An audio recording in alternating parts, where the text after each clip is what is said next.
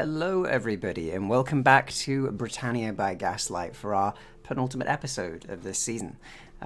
So it's been a long time, but yeah, we're finally rounding down to things. Unfortunately, we are down to 3 players at the moment. We'll miss you, Jim, but we're still going to continue on. We've got plenty to get through today. So we're going to go around and introduce each player, introduce who they're playing. I'm sure many of you know exactly who they are and what they're playing, but just in case it's your first time back or you need a reminder, we'll let you know. And then we'll go into a recap and start the game. Also, just before we start as well, I do need to shout out a few things. So we do also have some interaction with the game, which are below. There's various ones from rerolls to crit 20s and crit fails to gifting somebody a weird ass potion. There's many different options down there for you to check out if you want to. And aside from that, let's jump in. So, pro restarter, cousin of Left. How are you today? I'm confused, but okay. I'm doing good. I'm glad to be back. Hyped to be playing Alucard again. So yeah, I play Alucard Dampier, ace detective, drinker of blood, and dapper of the wear. Yeah, I'm so glad to be back and be playing this awesome game with these awesome people. So thank you for having me. No, it's always a pleasure. And Left, welcome back. Hi, it's good to be back. I absolutely adore this game, and I will be playing Lilith. Lilith? Question mark. I got another maybe name last time we played, which is interesting. She's a con artist and street pharmaceutical salesperson, and she almost died last time we played. Got real close, but she's fine. She's just got some bad burns, and she's gonna take some time on a train, and she's got Jacqueline to look after her, so I'm sure everything will be just great. She certainly does, and I'm sure that Jacqueline will look after her very well, depending on your roles. And finally, last but not least, the absolute survivor and holder of many objects all at once whilst fighting a strange ghost, Lady Faye Dunmire. Welcome back, Charlie. Also employer of Jacqueline, the lady's maid. Although that may be ending soon. No. Jacqueline is one of Lady Faye's many entourage. In addition to many items, Faye is slowly collecting people. And she is Lady Dunmire of the Dunmire Estate in London, where she wishes to return to be surrounded by more civilized people and times.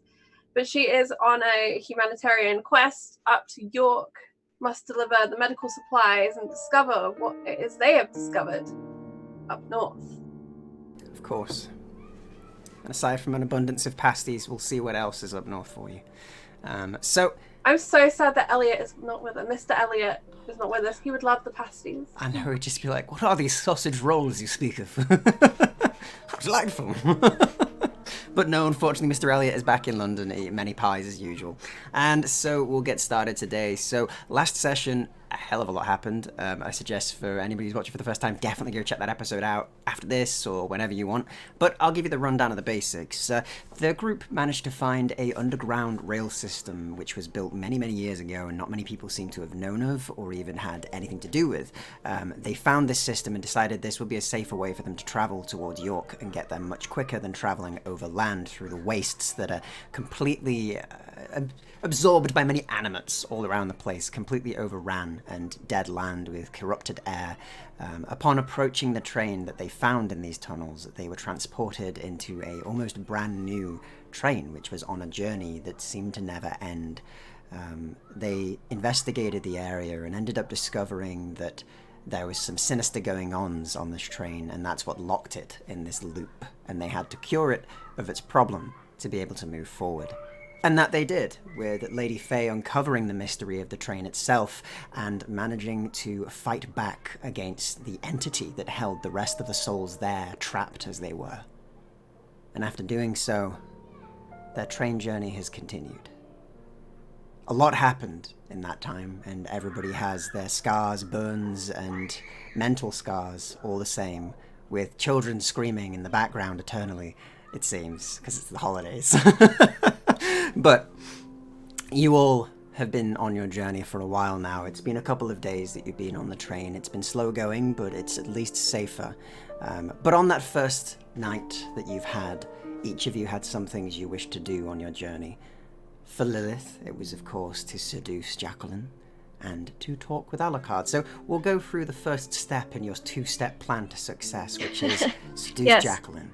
So, you were taken back to your room, Jacqueline making sure that all of your wounds were tended to, that all of your burns were properly, wrapped and dealt with. She just double-checked over Lady Faye's work to make sure that you hadn't shifted anything, and it was all as she had set it.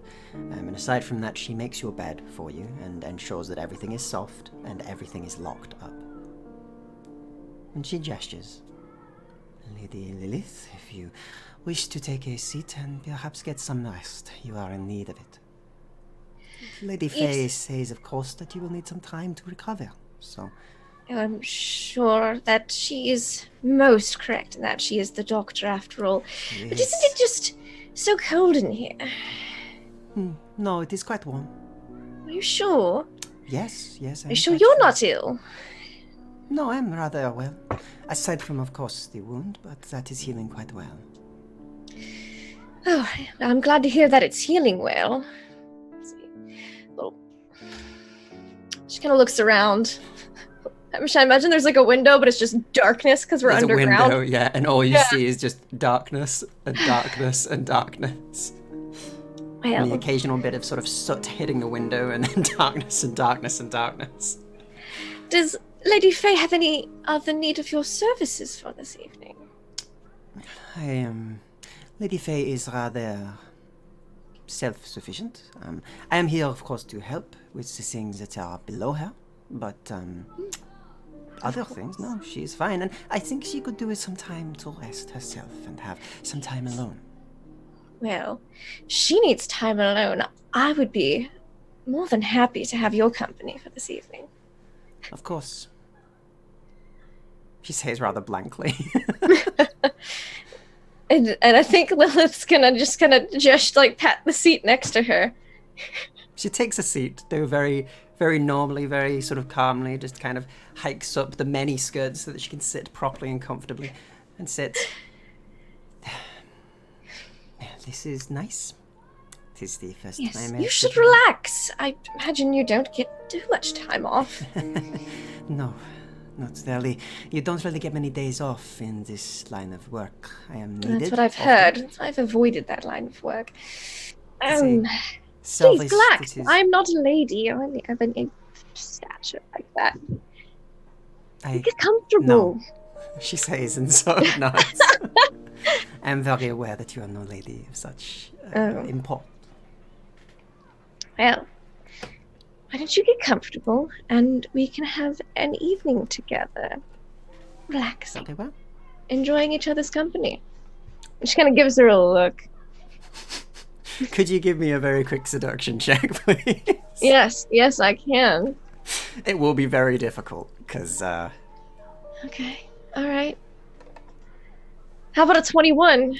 A 21's, yep, that's good. That's a good roll. Alright, cool. So on a 21, whilst initially things aren't going so well, your advances are very much left with a very blank look, and she just continues to talk about other matters of things.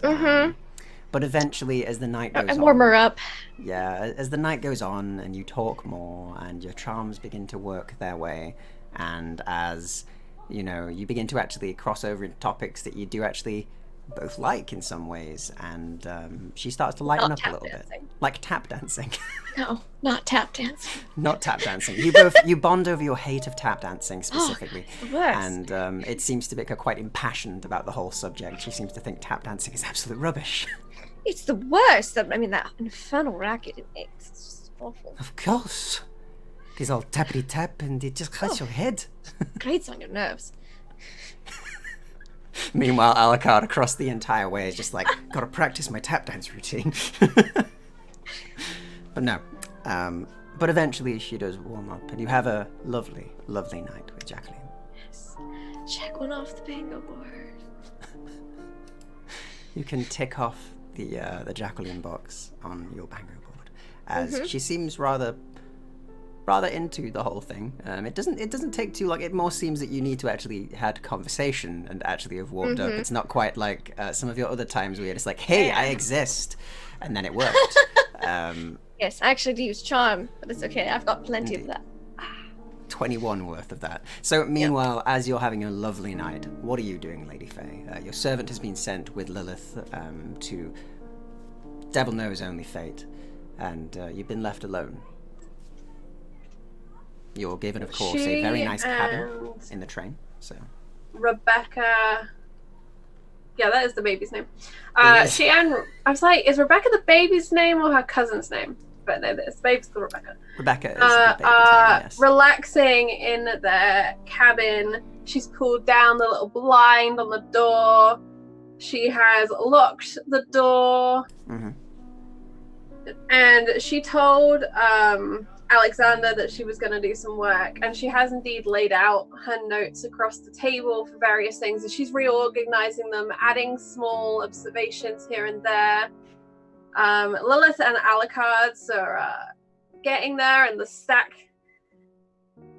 and then she will go into her bag, her doctor's bag, and she'll pull out the vials of blood she has collected.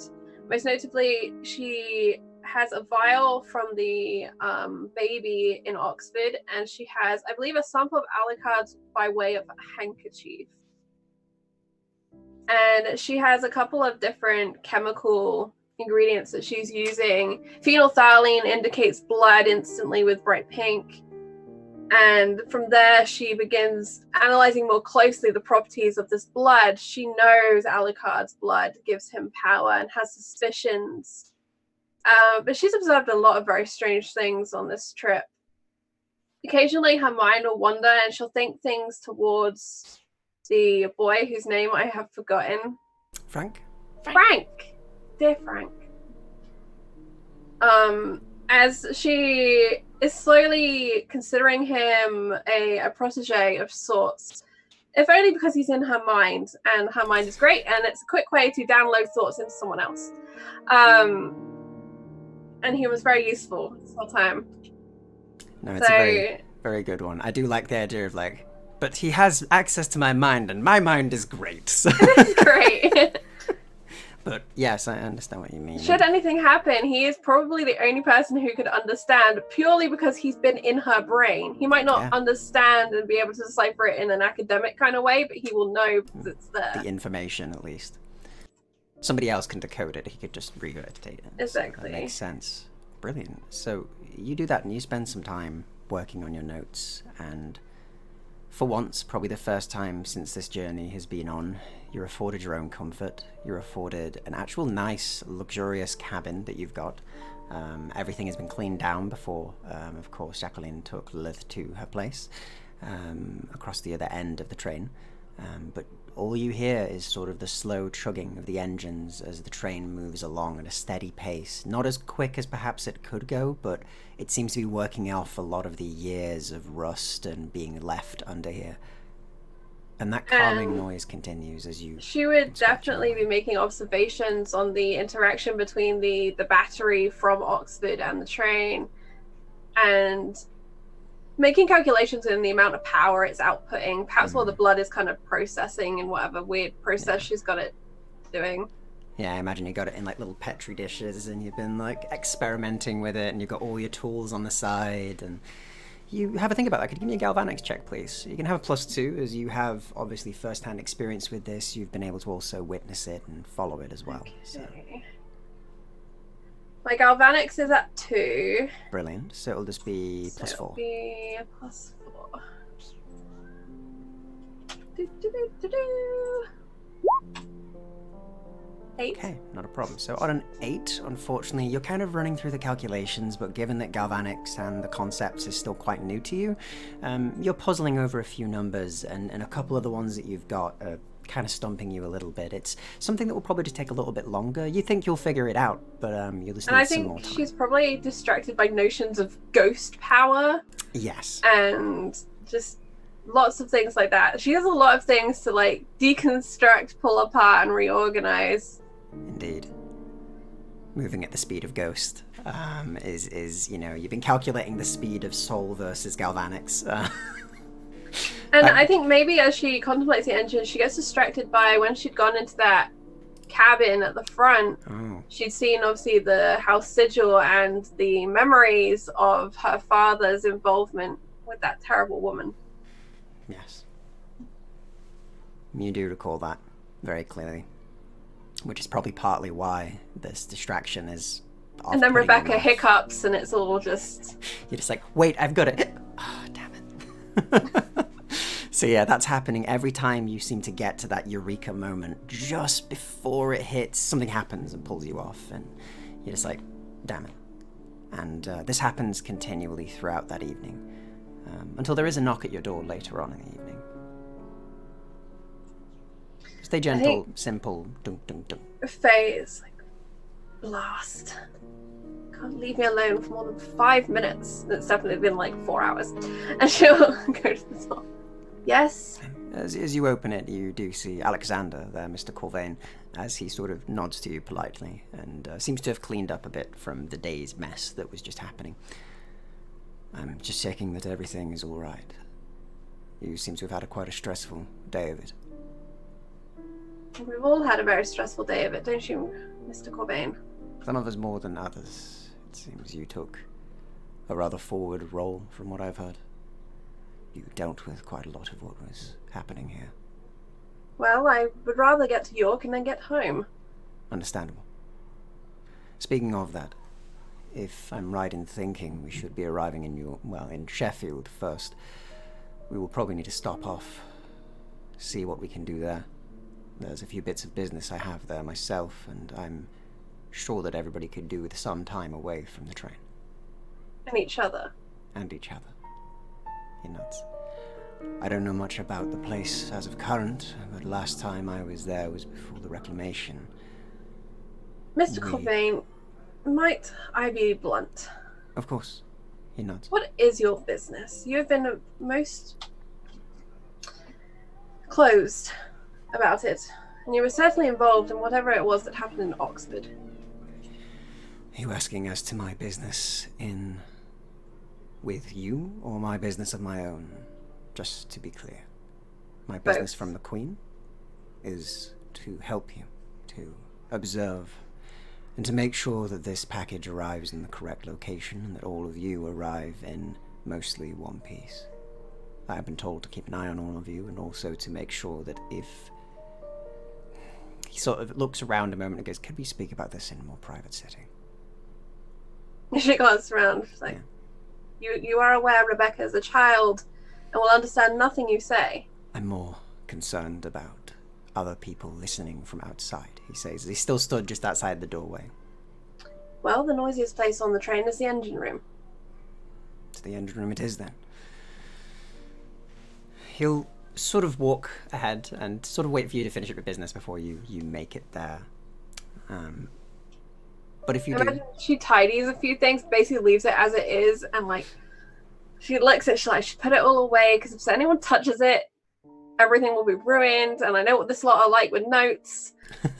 But she's like, no, I don't have time, this is going to be quick. So she'll just kind of close it and just regret that there is no lock on the outside of this door and proceed kind of down the train. Okay.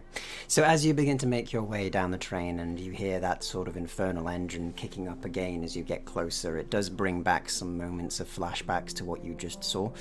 But as you get in, everything of course seems different. Everything looks older, but is running impeccably still and is running smoothly still from your energy cell that you placed within. And Alexander is sat, he's sort of sat on a bench near the side of it, just leaned against it, and is just wearing a simple shirt, waistcoat, and has put his jacket over the side of the other area, and just sort of look over as you enter and nods. My business with the Queen. I was sent in order to make sure that you, Lady Faye, arrived safely to the city of York. The rest are risks. If any of them were to go against you or to threaten you in any way, I was to make sure that they were silenced. Not something I'd like to spread to the others. It is not something I wished to do, but it is something that I was tasked to do. Luckily, it seems there would be no need of such things, which I am thankful for. I've grown rather fond of you all. I have noticed. He sort of smiles a little bit and kind of squints an eyebrow a bit and just kind of goes, "How so?" I thought I've been maintaining a professional distance to all of them. Both Alucard and Lilith have paid visits to your room. Ah, yes, all in business means neither of them have done anything untowards, if that is what you mean. It is none of my business, Mr. Corvain. Of course. What is your other business, though? We've not been through enough. He sort of considers it for a moment, and there's a long moment, whilst he considers if to say all of it, and he kind of looks over to you, and you do see there is a sort of momentary dawning of, I can trust these people. And he does sort of nod his head.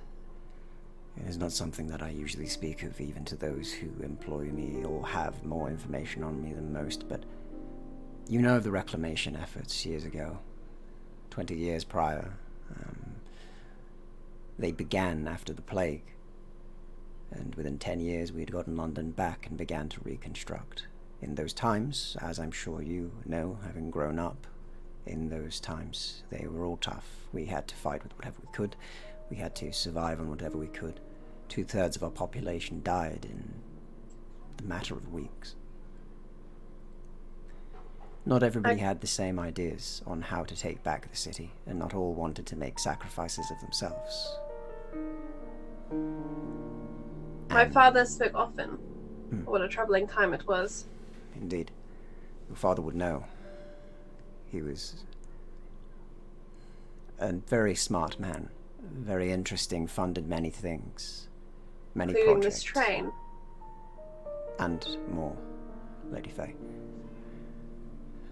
All of us make mistakes when certain dark times come upon us, and your father had one thing, which is money.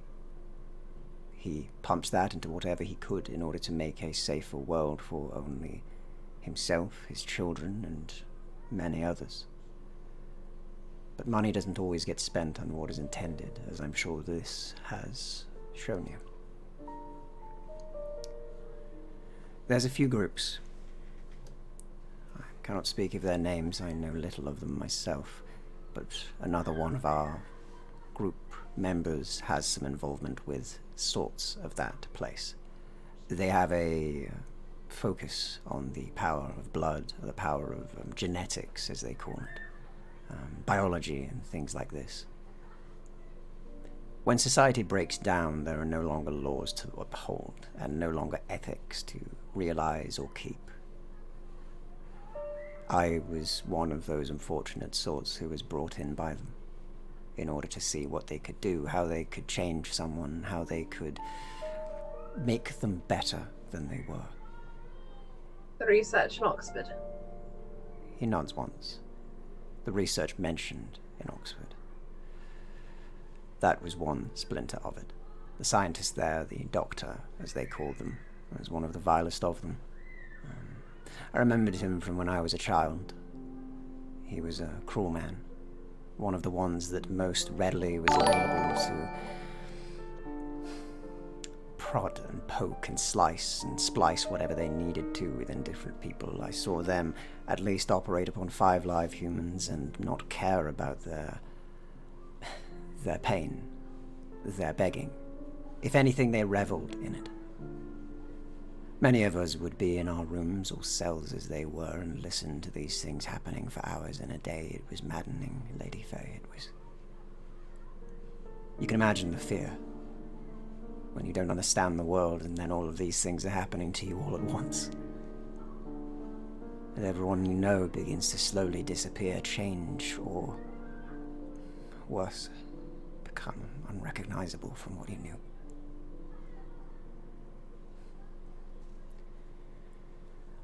But it worked. To some extent. Some of the people there, they were changed in ways that were suitable for what work they needed. They made them stronger, they made them faster, they made them able to regenerate from injuries, from cuts, from bruises, from lost limbs, I had heard, if they had been given long enough with serums and the like. But all were flawed. But when the time came for the reclamation, and when they needed fodder to go in, that is what we were. And I succeeded in my own experiments. They wished to keep me, to continue to prod and poke and slice, and keep figuring out why it is that the serum worked on me but not others, that others would turn, would die, would cease to be, or mutate horribly. But I remained. As soon as I got the chance, I faked my death. Spent at least one day underneath the bodies in the battlefield. And when I emerged, I changed my name, I changed my location. But eventually, we all get found, don't we? And so the Queen took me into her service. Something I couldn't exactly deny. Lady Redthorn is very good at finding out what she needs to, as I'm sure you've discovered.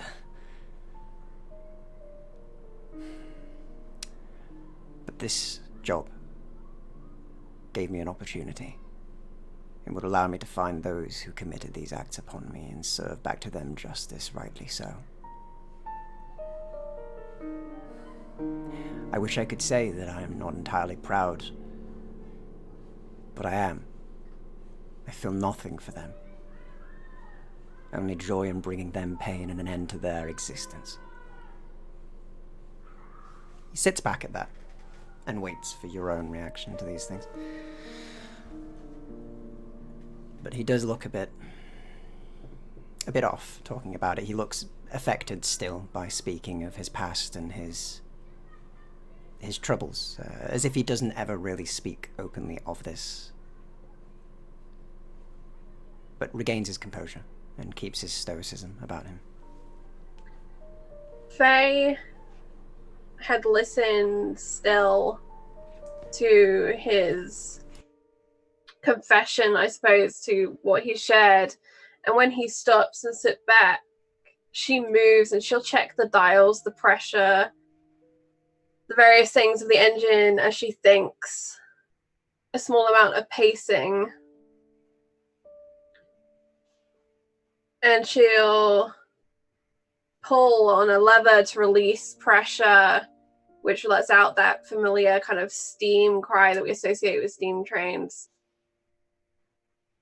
And then she'll turn back to him as it still is kind of wailing out. Mm. Do you know of my condition, Mr. Corvain? That's your name. Corvain, someone else. That's a different game. There are too many names in my brain. Mr. Corvain, Corvain looks at you and slightly raises an eyebrow. I have heard that you are very sick. But I haven't heard much else than that. They are very secretive on such things. Lady Redthorn seems to know something, but keeps it under her hat, so to speak. I believe only she is the one who knows of your true condition. Tell me, what is it? Well, it seems as your blood is strong, so mine is weak. When I bleed, instead of clotting as blood should, mine does not. That is troubling. It is a condition that is common amongst the nobility. Though we do not understand it despite my best efforts and research.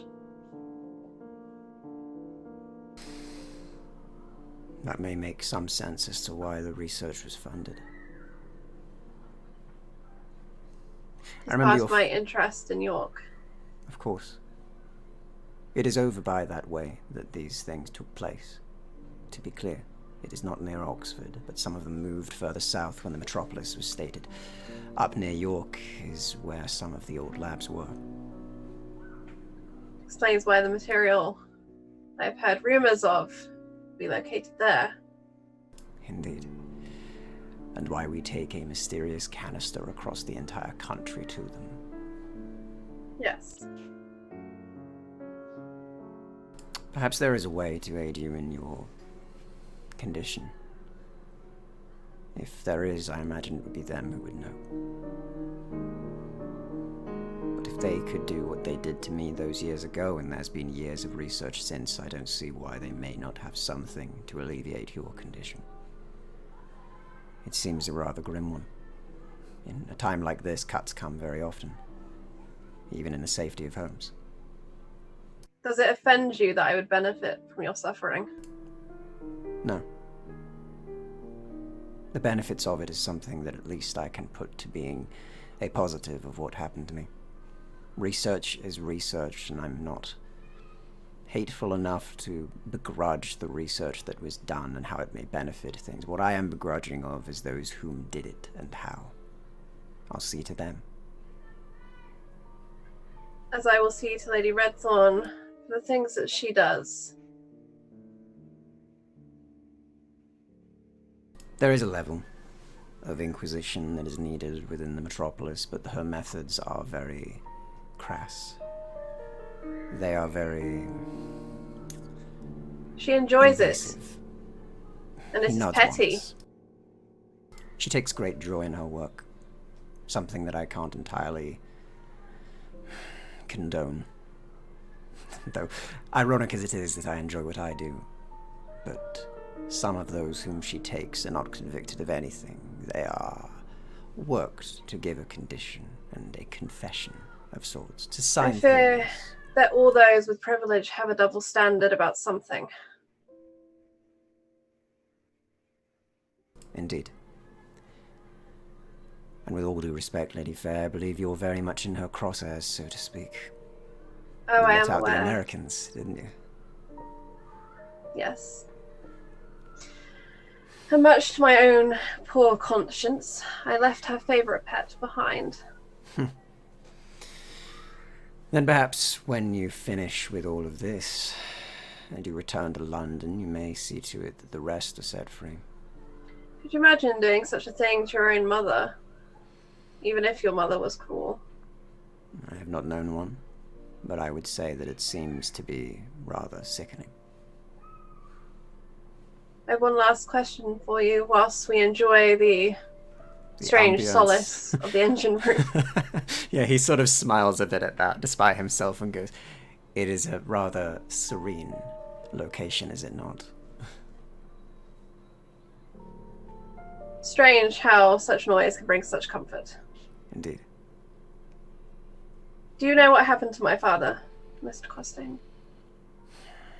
Corbain. I'll get it right eventually. It's all right. Everybody calls me other things. He has Alexander, please. I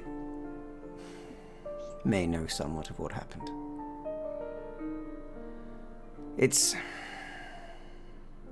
The details of it are very much held to heart of those who are official in the city, and it is of those in the Secret Service, such as myself, whom have most of the information to access, and I may have perused the file.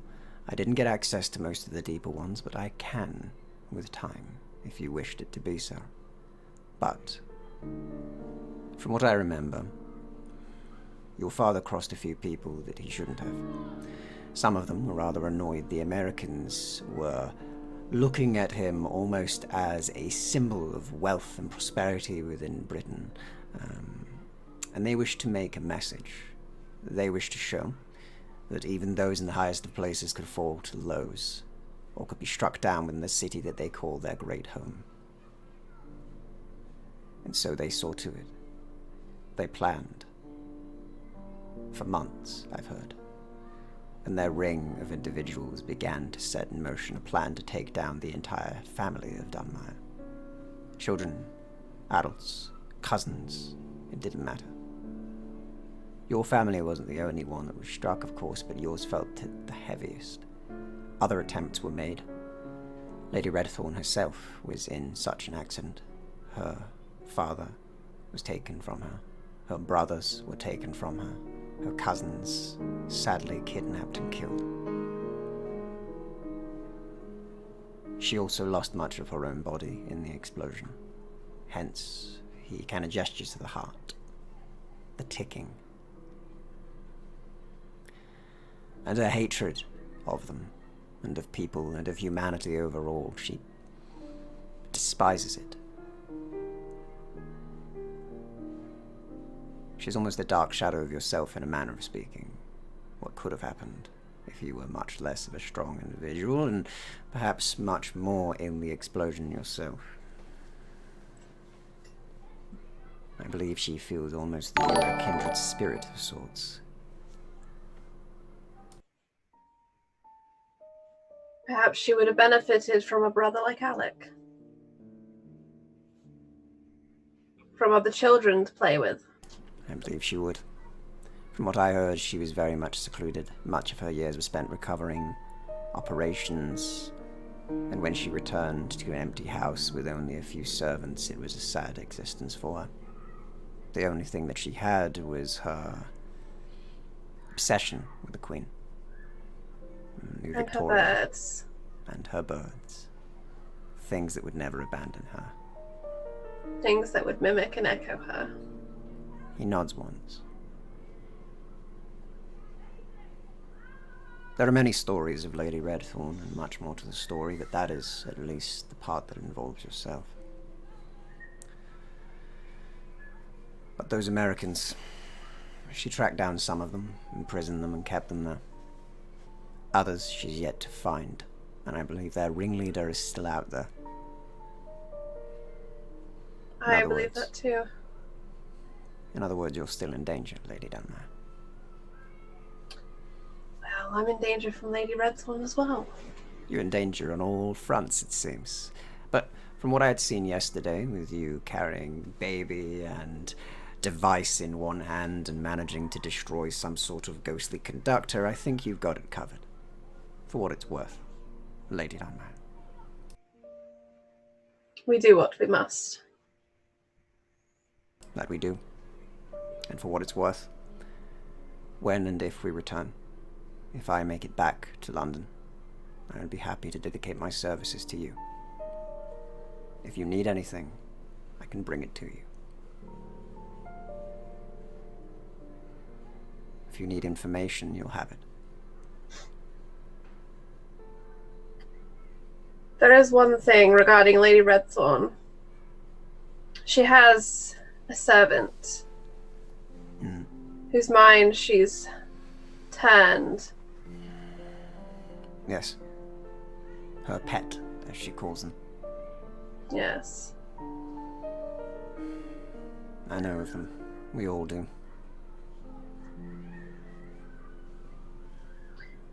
I wish to find a way to free him. Physically, there are ways to do so. Mentally, I fear that may be long gone. I've put some consideration into this. You have? The boy Frank. Yes. Very unique talents he has, doesn't he? And he has suffered as well. Indeed. I haven't spoken to the boy much, but it seems that way. I think perhaps Frank could help him. But in turn, we must help Frank. And I meant what I said. That no institution can remove him from me. I would be wary of some. Not all are so straightforward and will accept paperwork or your word. But I am sure you already are aware of that. And Mr. Corbain, is that not what you are for? Of course. And I'm not so above getting my hands dirty for the right reasons. In fact, it's rather better than the wrong ones. Yes. Before that, there are a few more I need to find on our journey. More in Sheffield, more in York. My advice to you would be to ask Alucard for help. Possibly. And if you do not trust Alucard, then ask my brother. He nods. I will speak to Alucard on the subject then. I'm used to doing this alone, but he may find some sort of justice out of it in his own way. We spoke a while back, but I will see. He nods. Thank you, Lady Faye, for understanding. Thank you, Mr. Corbain. It's been a long time since I've had such a candid yet civilized conversation. If you need any more, I'm happy to speak on things of a less dark nature, he says and nods politely, and he picks up his jacket. I believe I should let you get to your quiet night, Lady Faye. You deserve some time alone, and I have much to prepare. Very well. And at that, he takes his jacket, gives you a polite nod, and then will take his leave, leaving you in the engine room. She'll watch him go and then turn back to the devices. Although she's really looking at her own reflection, and it's now that she notices the smudges on her face, her disheveled hair. She kind of tuts at herself and then takes a few readings and sets about pacing, going back to basically untangling all of her thoughts and observations from the last little while. Okay, and as you do, you spend your time doing that, and we'll kind of scroll on over to Alucard. As Alucard, what are you doing? What did you do for this sort of evening on the train?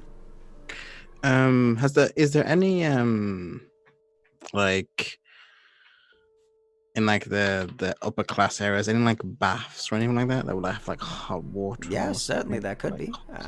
So you luckily managed to find a bathroom on there, and it does indeed have a tub. It's like a luxury bathing room that they've got there. And the tub is a little bit old, but after some scrubbing, you manage to get most of the sort of dirt out of it, and you give a go of the water. And it seems that there was a contained water supply in there. There's only enough to really run a couple of baths from what you can tell. You'd have to probably restock it with water, but it seems to be pure, and it runs hot. And not too hot, just sort of a little bit warm, but it's a bath nonetheless, which is a miracle to see. I think at some point Alucard would have gone to like the engine room, like got a piece of coal with some metal and kind of put some in, just kind of heat it up even a bit more. And then he would have stuck the skull of Alejandro in the bathroom with him. And it's quite steamy, so we just like where, you know, it's like Game of Thrones, so like where the naked parts are, the steam's just there. But Alucard is like has a stake and is like balancing on that stake and like on one-handed handstand, and is just talking to Alejandro. Okay. And not getting anything back, but is responding like someone's talking to him. Interesting. And as you're doing that, could you give me a very quick will check, please? Yeah. Is this for the acrobatics? No, this is just for something else. Okay. So there's will on its own, no concentration on this. Okay. I die instantly. Where's roll 20? Okay, cool. Penultimate episode. You die. You trip off of your own stake. It lands in your heart, and you're like, ugh. Yeah, I killed myself.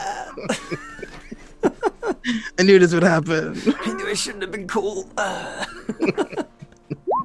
21. Wow, okay, so on a 21, as you're speaking, and as you're balancing on the stake, and as you're talking to Alejandro, your sadly deceased partner from years ago, your love,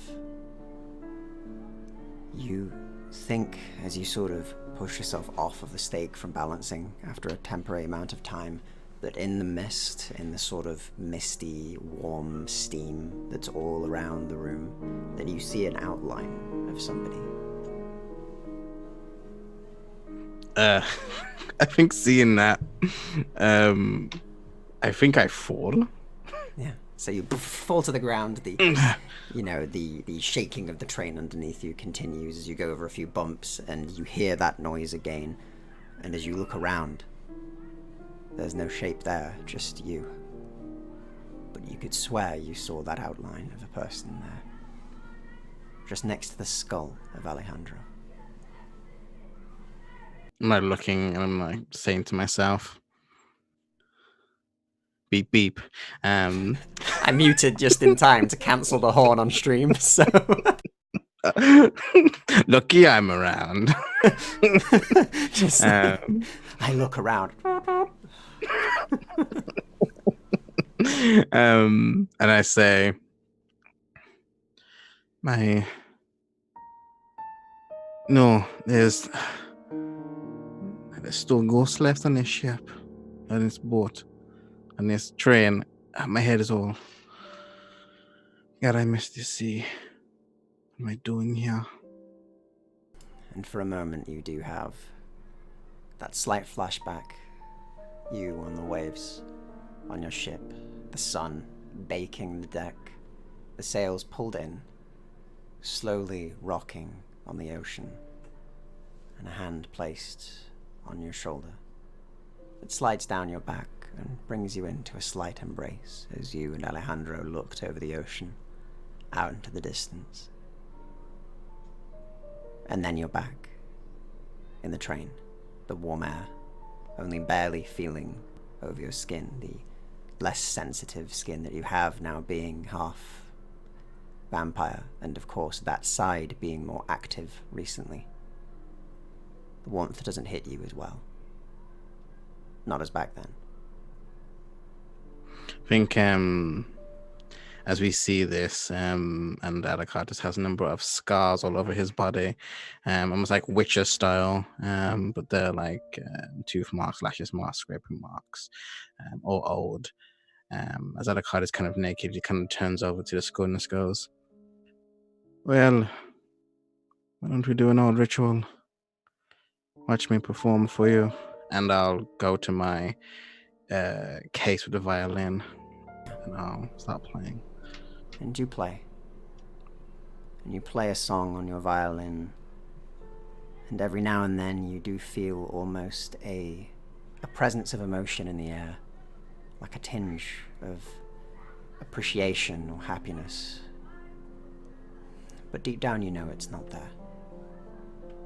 And yet you feel it.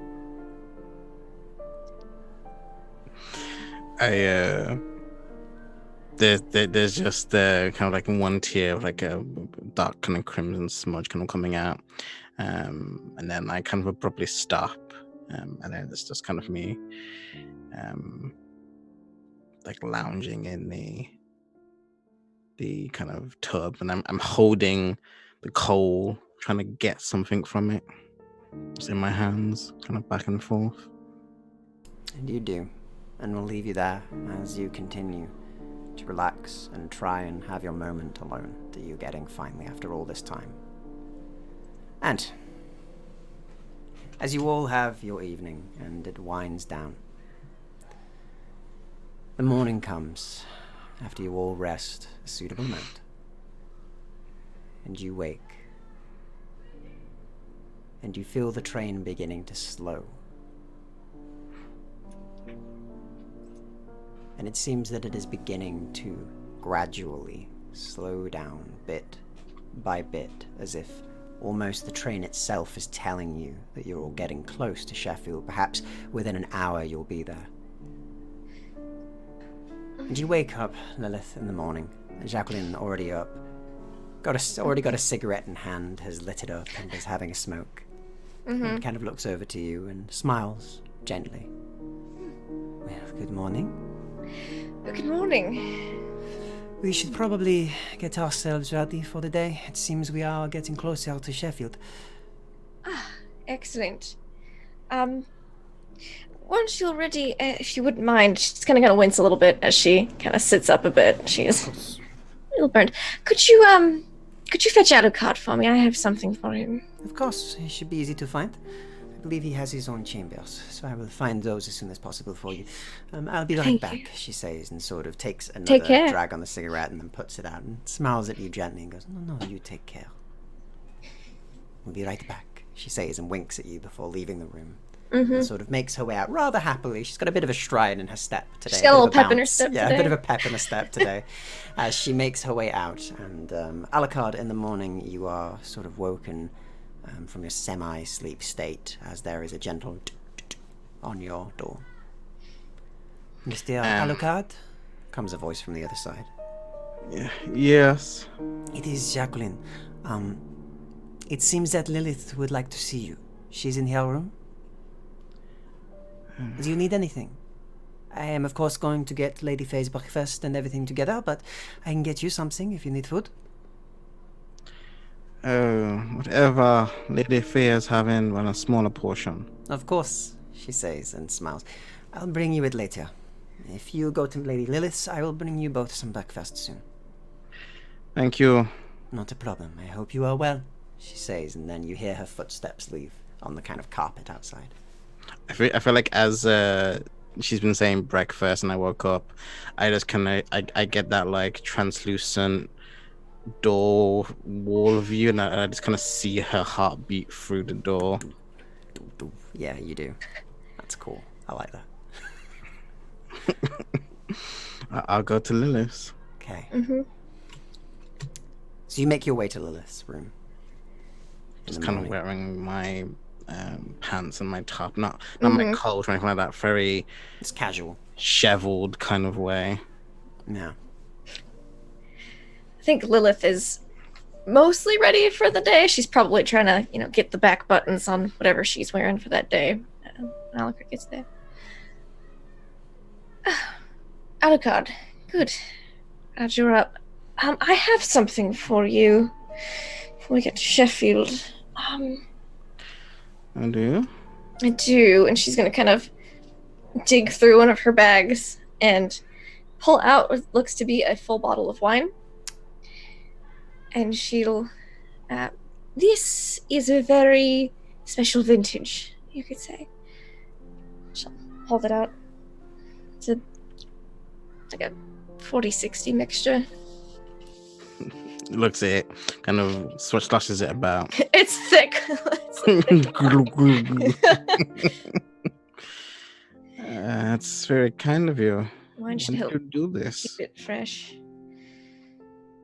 You have to eat. I can't have you starve whilst traveling. Yes, I suppose that's true, but you need all the blood you can have because you're, and look you over, so quite wounded. Yeah. Do I get any vitality back for the medical treatment I've received? You'd gain 1 back from your rest. Awesome. That's great. I feel already like half health rather than almost dead. Like half better. Half better. She's gonna say, most of this, I've been collecting it over the past week, about past few days. So, I don't have any extra right now, but there. It's very thoughtful. Completely unnecessary, but much appreciated. It's very kind of you. Well, you're my friend, Alucard. We have to look out for each other.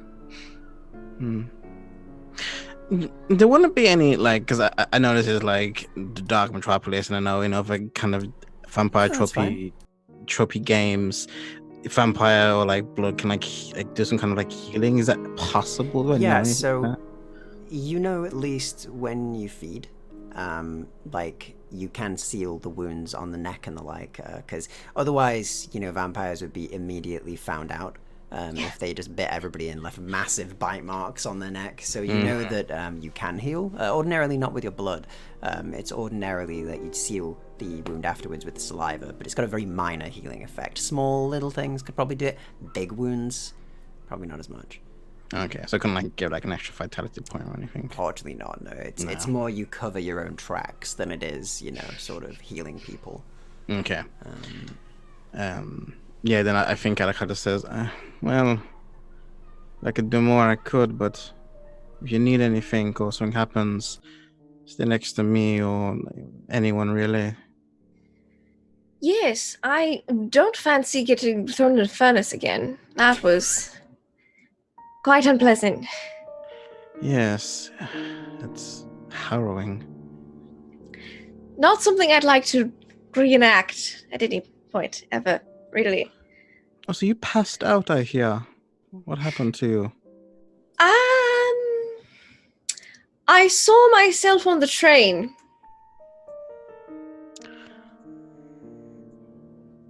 I'm sorry, what? I know it sounds insane, but this was before the furnace. I saw myself on the train, and apparently, if you see yourself, you're not supposed to stare, but I'm sorry. It was a bit much. And I couldn't not stare. It was a very odd train. You're not dead, so are you? No, I'm not dead. I had about 7 minutes, but it got extended to 12, and then I think I met the Grim Reaper while I was in the furnace, passed out unconscious. He said my death was very inconvenient timing. It was... You got extended, and then you... Well, I pissed him off, and he got mad, and he was like, well, fine. Save yourself. And I was like, oh, I'll try. And I did. That's... Seems not to Okay. like Mr. Grimoire. Oh, the... Yes, I think the Grim Reaper, that's what I'm just going to call him because he wouldn't give me a fucking name. I think he's the other side of the coin, and they're playing a delightful little game with the group of us. Hmm. And I say delightful with as much sarcasm as possible. Well, did he say anything? Our own little interaction with the hot side of the coin. He was very talkative. Oh, no, he's much more friendly. This one's just like, oh, you're not trying hard enough to remember anything. Oh, doesn't it suck to die soon? Things like, he was very rude. I couldn't stand him. Did he say how you could be on the train? I was on the train before, apparently. I took the train to London. When? Before I lost my memory, it would seem. I was traveling with an American and someone else, a lady, and they're referring to me as Lady Anastasia. Does that ring any bells? No. Off the top of your head, not really. There are many people called Anastasia. There are many ladies and lords. It's hard to place. You don't really remember anything about that. Either you weren't around at that time, or you were busy elsewhere. Given you've been a very busy body before then with the nocturne work, so. Mm-hmm. Well. And that I was from someplace very, very cold. There's a few places that are cold. And it's something to look into. So, were the people here dead in ghosts, or were they just some kind of echo? Because I had sex with one of them. I'm so incredibly jealous. Okay, I didn't expect that turn. I'm sorry. Echoes? Maybe some of them were ghosts. I'm not dead, obviously, because I was informed that my death was at an inconvenient time. Right. But so I would like to say that they're echoes, but maybe some of them are ghosts. Maybe it's like, mixture. Depends on how much of an imprint they left behind, maybe. I mean, they were very physically there. I don't know. It was very I didn't get strange. to touch myself, so I don't know how physically there I was.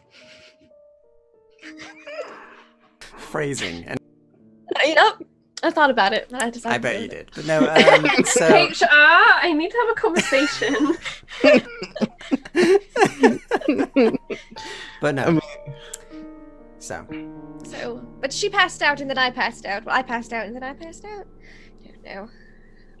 So apparently I've been through this way on this train before, but going south, and now I'm going north, and I'm debating putting on a wig at Sheffield or seeing what comes out of the woodwork. I know you said you're hiding. Yes. Your wig's sustainable still? Well, not the one that was in the furnace. So But yeah. Ginger's off the table, but I still have the brunette. Well, all right. If you need any help with anything, let me know. Right. I will. Thank you, Alucard. If you need anything to just... You know where to find me. Of course. And I was gonna just kind of check, make sure you're all right, and then Yeah. walk away. And as he gets like a few feet from like the door, he's just gonna down the entire bottle. Brilliant. And This you is why I did down- blood math out of session. Yeah. You down the entire bottle, and there is, that sort of life-giving essence to you. Blood that fuels that vampiric half of you. And the other half is a very nice wine. It's quite good, actually. It's quite tasty, for you, at least. For most people, it would probably be completely disgusting. But for you, it tastes like life, and you feel rejuvenated. That hunger that begins to gnaw at the back of your mind and tempt you dissipates. That darker side of you dissipates. You feel mostly human again. But that strength, that vitality, that life that is given to you when you drink blood is very present. You feel power running through you. And the blood itself, very, very good. Very pristine, strange almost. There's a tinge of something else there that you can't quite place from Lilith. I remember from the first time, and Yeah. I think I'm taking like, nice infusion. I'm just kind of like walking away and just enjoying the taste. 70% proof. But yeah, you have your drink as you go. And as you're walking by as well, Alexander does catch you, and he sort of gestures for you as he sat. Currently seems to be having a drink of his own, just a cup of tea that he's made in a canister, and he's sort of having a sip, and he waves to you. Mr. Alucard. Ah, Will you speak yes. Shortly. Yes, very popular this morning. Are you always? I suppose that's true. Indeed. He says and smiles ever so slightly. I like kind of stop at that for a minute and but like quickly walk on. Like, I wish to discuss something with you quickly. Won't take long. That's fine. I walk in and close the door. Wine? fine. I have a bit left. I think I'll pass. I'm not much of a morning drinker myself, he says as he takes a sip. Oh, thank you very much for subscribing, Dragmadar. It also seems that you're now the new boss on the stream, so that's good. But thank you very much. That's absolutely lovely of you, and more than happy to share our stories with you. And there's much more to come. So there you go. Speaking of stories, Alexander looks at you, and basically goes, "I'm going on another hunt. I was wondering if you'd join me."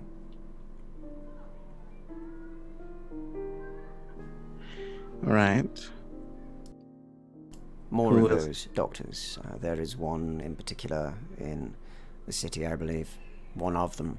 I need to find out which. I can scout that myself, but when I find them, may be good for us to perhaps work together. Someone to cover my back whilst I do what I need to do. Are they practicing? Perhaps. And if they haven't? The results are the same, Mr. Alucard. I wanted to ask you. What about those who have chosen to change their life? Do something different? They changed all of ours forever. They took many of them from us. The way I see it is, they've already signed the contract of their death in a manner of speaking, Mr. Alucard. If they outwit me, or they outsmart me, then I'll be the one who dies. That's fair, is it not?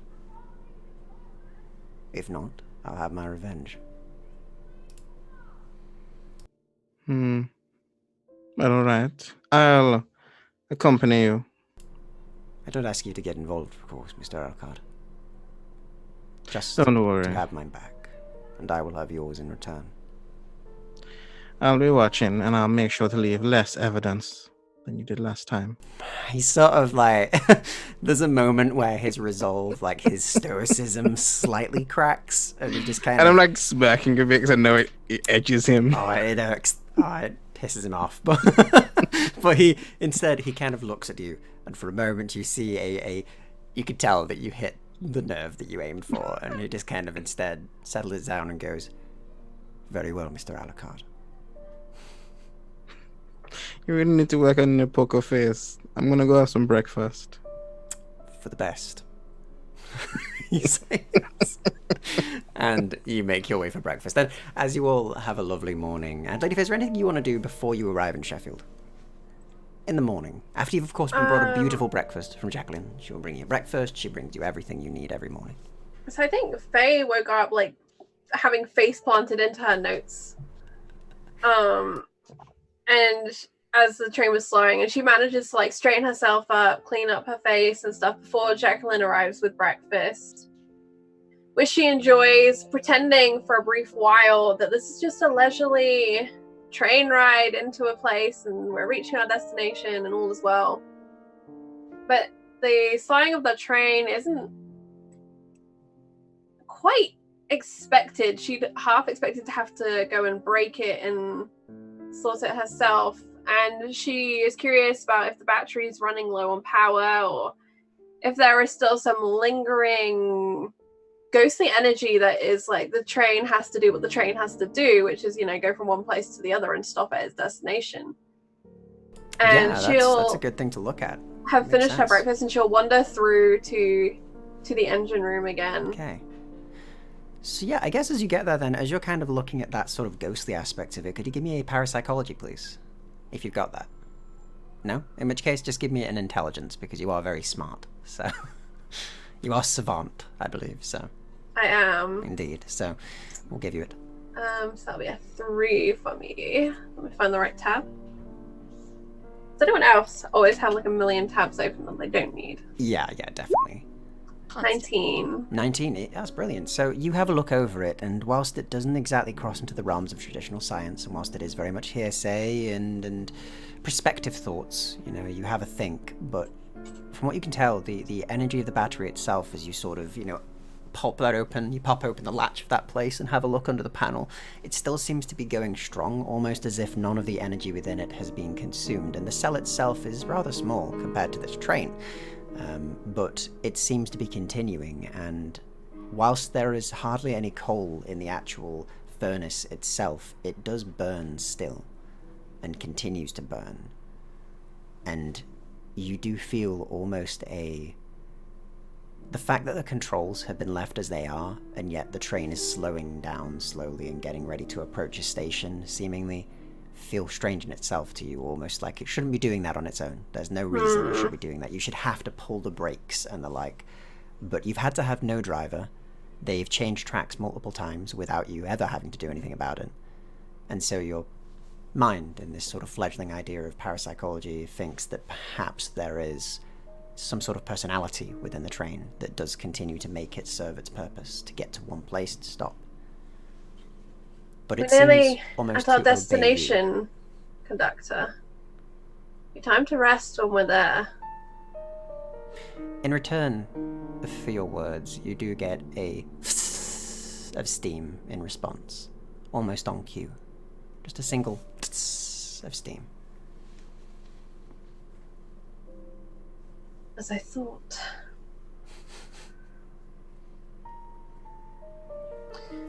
And I intend to journey back south, so if you are hanging around, prepare yourself for the return trip. And again, with that, you do get another sort of hiss of steam from a side furnace. And a whistle of the train. I know you're not a messenger, but are you in contact with other souls? There is no hiss in return. Very well. But with your communication, it doesn't seem that that is a ignoring of your question. Mm-hmm. So, if anything, it seemed keen to communicate. Tell our mutual friend, the good lady, my business with her and her family is not yet done.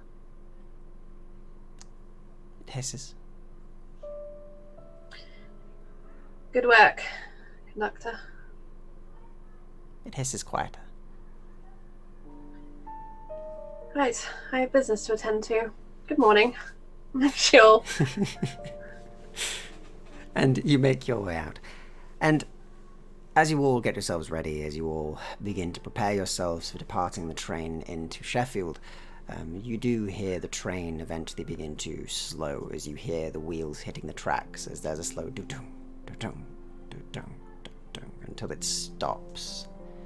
And outside of your left-hand window on the front carriages, you do see a dim station almost, but it seems partly to be revealed into the open air as some of the ceiling above seems to have caved in and there's the dim light shining into it. But everything else is quiet and you see nobody else there at the station as you pull up. And at which point the train lets out a whistle as it arrives, as if to notify all of you. Well, finally made it. Ready for this journey to be on and concluded. Is everyone else feeling? I agree, Mr. Alucard. Though we should be careful. We don't know what is lurking in the tunnels and station on this side. Indeed. Also, I hope you're doing all right. I know you had a very fretful time at this train. But you stopped it as well. It is an incredible piece of machinery, and our trip has been full of many curiosities. I will be glad when we are finished. I can agree to the first part, yes. My cat will open the door. And you open the door, and outside it seems to be cold. Tiling on the floor, it seems, and the walls are also tiled. And you see a set of stairs that leads upwards out of this subterranean area. And the area itself seems to have some of the ceiling having collapsed inwards, and there's like bits of rock and rubble. But on the wall, there's another one of those maps of a sort where there's these lines that seem to run all the way through, and there's locations on them. And it seems to match the map, but is slightly faded on the words. But it does have a star over where it currently is. Perhaps Lilith may know more with cross-referencing the map. I don't know. I gave the map to Alucard last time because I was injured and I would. You were injured, bless you. And as you get off of the train as well, Frank does join you as he kind of looks at it and goes, "All right, this is bloody good, isn't it? It looks really nice. It's like all tiled and things." It is. It's quite nice. Yeah, I like it. It's good. But I mean, this is quite a nice train, isn't it? So. It's functional, yes. Yeah. It's the first one I've ever been on, so it's quite cool. Am I to come with you, or am I to stay on the train? Lady Faye, Lilith. You want to come with us, Frank? I mean, it's up to you. I can stay here. I can look after the train if you want, or I can come with you.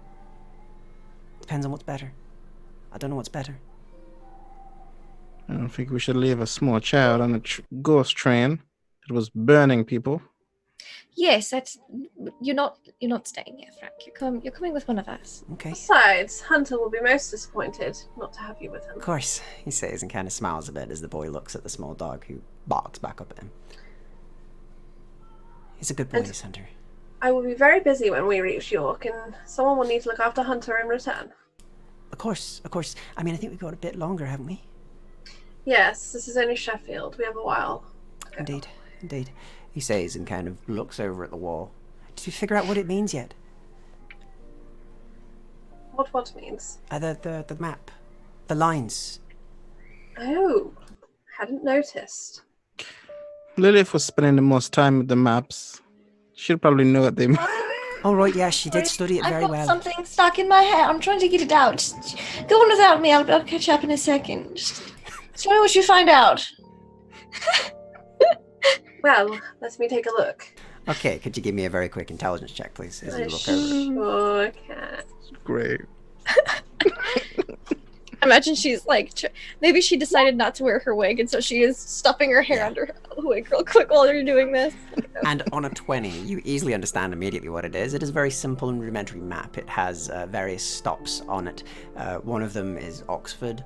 The other one, which is the far left one, there's another one that seems to be, it says in construction above it, and that says London.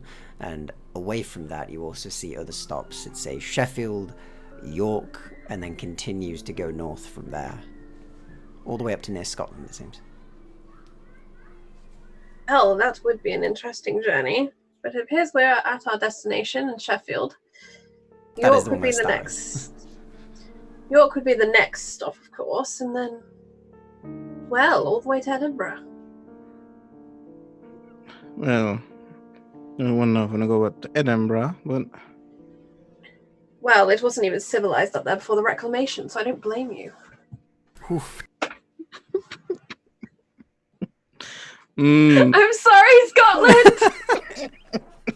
I'm sorry, all of Scotland. Yeah, I was going to say, that was a savage 1800s noble of England burn. You know? How period of you. Yeah. I think I'm gonna go and kind of like scout and make sure there's not undead or anything with us, with my eyes looking and whatnot. So as you sort of reach out with your senses to determine if there are any scents of undead nearby, you do catch quite a few. There's actually a lot around this area, but they seem to be spread out quite distant from each other before that scent cuts off. But you know that there is a quite heavy amount of animates out there from what you can determine. And you do also catch the whiff of life out there as well, further up to the north of where you are.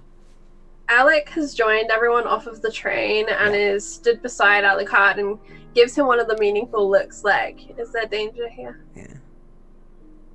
Good. As always. You really must at least tap you on the shoulder or something, the boy. There are... We should be careful, as always. Of course. Don't know what's going to be up there, but with how quiet it is, as always, I get a bad feeling, you know? Alright. I can go ahead and make sure.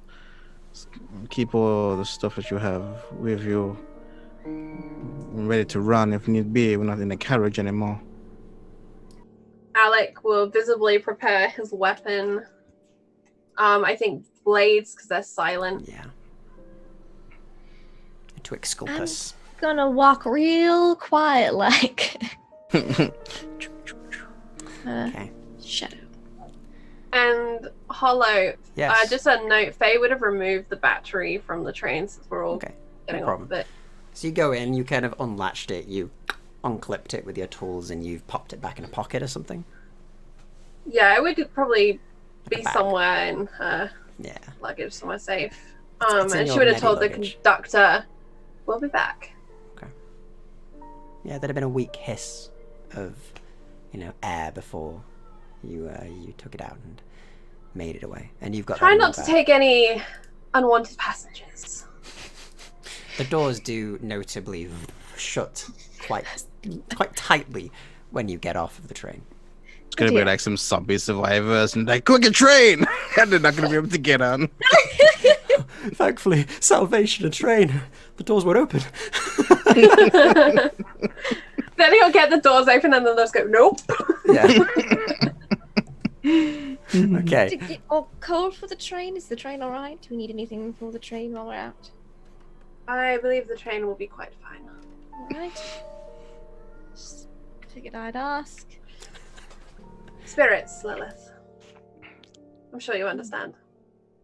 No, not really, but it's fine. I don't need to.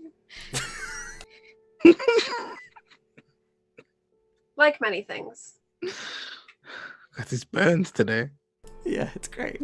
So you all have managed to get off of the train and, of course, begin to make your way out silently with Alec joining and keeping things safe as usual. And as you make it up and out onto the wastes again, you see around you a familiar sight from what you saw before. the sort of rolling, dusty land, these burnt-out buildings. Notably, however, outside of where you are is a hill that seems to ascend upwards into what looks to be a rather built-up city. There seems to have been walls constructed around them at the moment. They're very sort of big blocky stones, and they're intermingled with what look to be steel beams that they've placed in that sort of wrap around near the midway of this hill that ascends up.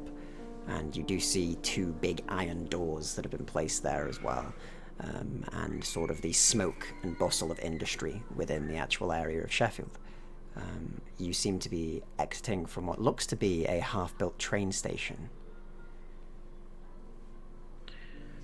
Well, that's more secure than our previous location. Would appear so.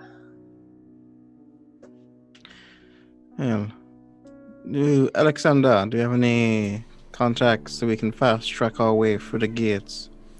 I believe we have papers from the Queen herself, do we not? Very well.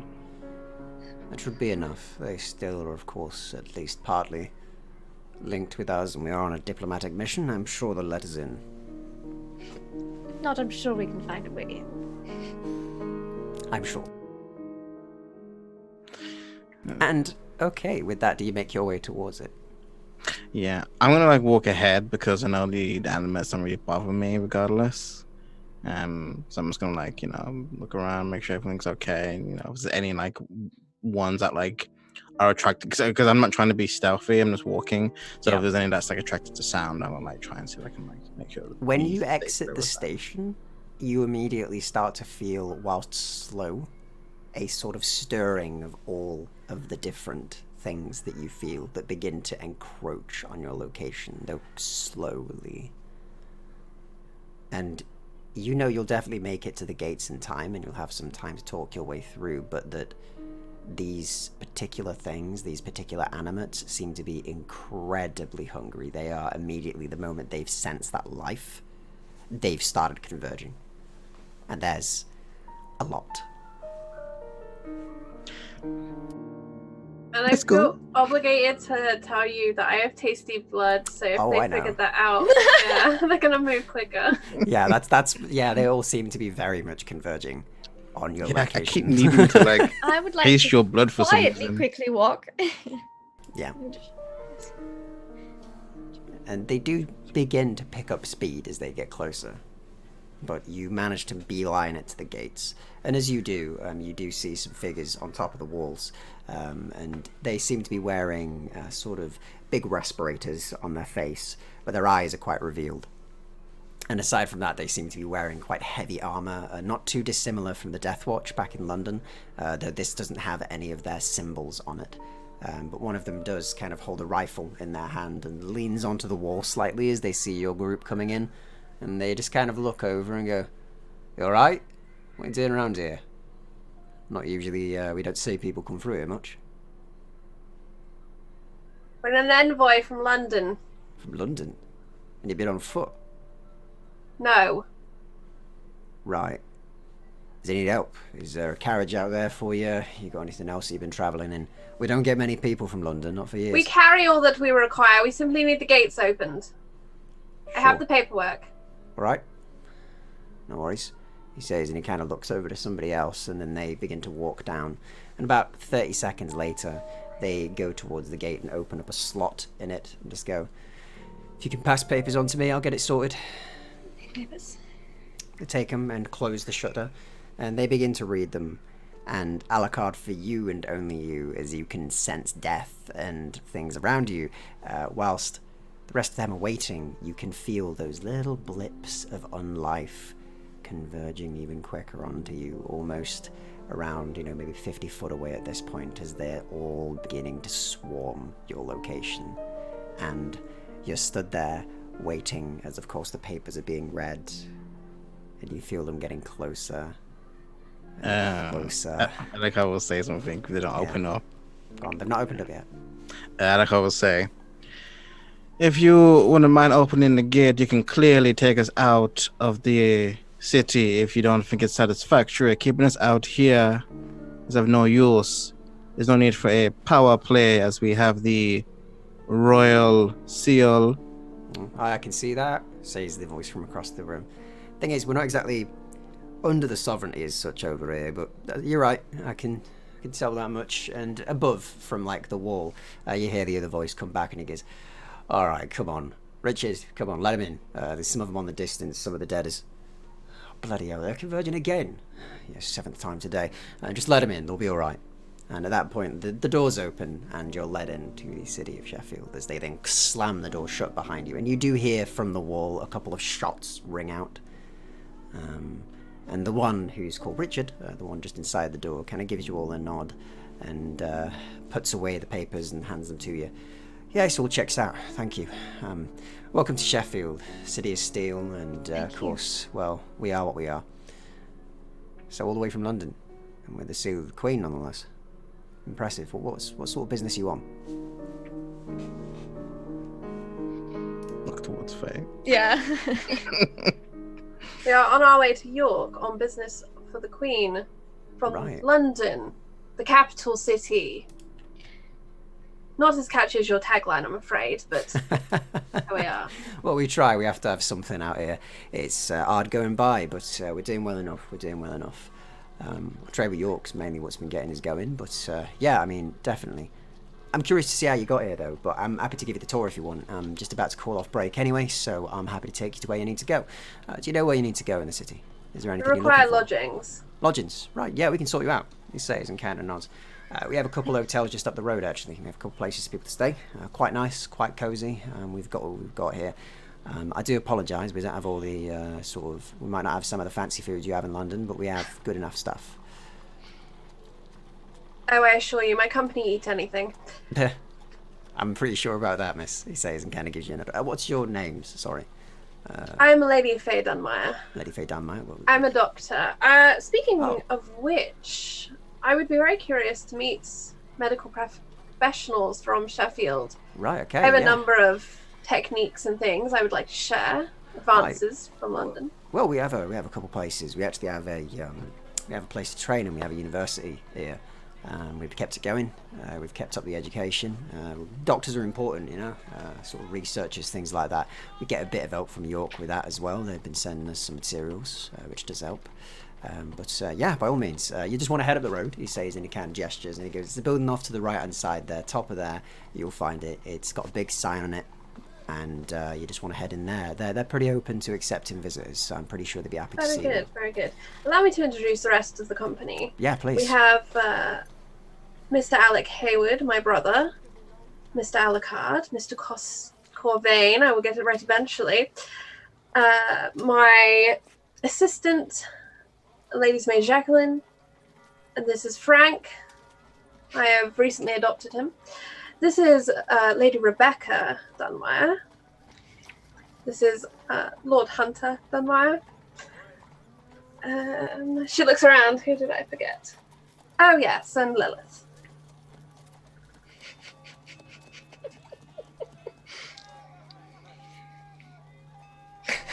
Right. Whose last name I don't believe I've ever been given. Well, we're needing that here at least. So welcome, and yeah, it sounds good to me. I'll make sure that people know who you are. Most people will be all right with seeing you. Yeah, so no, it's a pleasure. I'm Mr. Richard Miller. Quite a simple name, of course, but Richard will do, or Rich, or whatever you find appropriate. Really. As you like, Mr. Miller. There we go, Mr. Miller, that'll do. Right, so yeah, I'll show you to university. I'll take you over there, but is there anything else the rest of you need? Obviously, we'll find an hotel for you as well. We've got a couple you can stay here. I'm sure people will be happy for the new company. Is there a cathedral here? Yes, we have a church. Who is in charge of your church? Oh, I mean, that'll be... I believe at the minute it's Mrs. Elizabeth O'Creel. I'm not really going there often, unfortunately. I don't usually go down that way. I'm not much of a church man myself, I'm sorry to say, if you are, sir. But definitely go and see Miss Elizabeth if you want to, of course, go and have any services done. Yes, I very much like that. Definitely go and see them then, that's what I'd say at least. Anything else you're needing? Why don't you update us on your... You're muted. We'll go with Faye first, and then we'll come back to Lilith. That's Yeah, fine. sounds good. Why don't you update us on your encroaching problem? Oh, bloody hell. Yeah, there's a lot of shit going on with that right now. It's a bit of a mess, to be honest with you. You know of animates. I'm pretty sure you've got them down south as well. Oh, yes. Yeah, well, they're a bit of a problem, but we've been having a bit of a epidemic of sorts of late. We've been taking back parts of Sheffield as we have and trying to locate ourselves out and down a couple of villages away, but a lot of them were burned out during the reclamation. A lot of them smoked out. So unfortunately, those who hid underground in those days, who ended up dying from suffocation, they've started to come back in mass.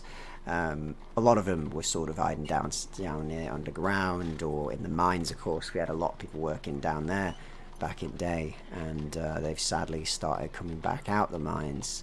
We were thinking of going and taking an expedition out there to go and blow the entrance, but it's, as I'm sure you may have noticed, a bit dangerous for that right now. Well, my brother is a mourner. Right. I believe if anyone could advise you, he would be great assistance. He's not a wordy man, but I would listen closely to what he does say. Alec nods. All right, well, if Mr. Alec would like to come with me, I can go and take him to some of the lads. We can have a talk, see if he can figure out anything that we can do. Preferably, we want to close up the mines soon. The sooner the better. It's a bit of a trek out there, but we've been preparing some people to go out. Not many volunteers, unfortunately, but I'll be one of them, so, you know. Mr. Corvain, Mr. Alucard, do you have any insight to offer? Or assistance, perhaps? I would say that, at least from my perspective, those things are very dangerous. You'll want to send a very good squad of people, make sure you cover your back. If there's so many of them out there, your best bet is to, of course, stay back, however. Close the mines when you can, but don't go out whilst they're busy. Aside from that, wear heavy armor. What about you, Mr. Alucard? Yes, only use guns as a last resort. They only attract more. And where there was gunfire, more will just populate and wait for it to return. The more you deal with them, the more will come because of curiosity. A good one. And he kind of nods at that and goes, right, yeah, that makes sense. I'll make sure to pass that on. That sounds like a plan to me. Very well. Well, I'll show you to your hotel, and then after that, of course, you can go wherever you want. You can go down pub if you want. You can go down to the hotel. You can go down to university. You're pretty much welcome wherever you need to be. If you need anything, just see somebody dressed like me. We're kind of we don't really have the police, but we're sort of the closest thing to it down here. So just let us know. We'll help you in any way we can. Like I said, it's good to see people from London. I'm glad it's still going. I've not heard from them in years, so I'm pretty sure a lot of people will be happy that you're still alive down there. Yes. Live? Okay. You heading anywhere else? I keep thinking you would have said something, sorry. No, it's fine. Thank you, Rich. You've been very helpful. Oh, thank you. Anything else you're going to need? I am sure Lilith will let you know if she requires anything. Of course, Miss Lilith. Let me know if you require anything, and I'll be right I to it. will. Aside from that, though, have a good time. Be safe. No fights, anything like that. No killing, usual things with the law. Don't do anything bad. Be polite, and you'll be all right around here. We're from London. We're always polite. He sort of blinks at that, and then realizes what he's doing. Goes, yeah, of course you are. Good day. I think even Faye smiles at that because she knows. Yeah, exactly. And he's like, all right, okay. I'll speak to you later. You have a lovely day, Lady Faye, Lilith, Alucard, Lord Hunter, Frank. He reels off all the names and then gets going. Very impressive, Mr. Miller. My memory's one thing that my wife's happy that I've got. He says as he leaves. I'll see Faye you soon. offers no comment in reply. The glances to Lilith. Lilith does not seem perturbed. Okay. I heard That's 2 for the price of 1 right there. That's fun. Oh my god. Oh, a half-off deal. But yes, so you're left alone in the city. You do see various people milling about, and there are sort of market stalls that are going up at the minute that people are putting up. And there's a lot of people looking at you. Some of them nod at you, some of them give you a bit of a wave, but other than that, most of them leave you to your day. And yeah, you are in the middle of Sheffield. You can hear the distant ringing of shots going out, but aside from that, it's strange, calm, quite friendly. They do all look like they're sort of mucking in to do their part. I suppose we should get rooms and then get whatever business done that needs to be done. I agree. Okay. So where would you like to head first? Ian? To the nicest hotel that we can find. 5 stars.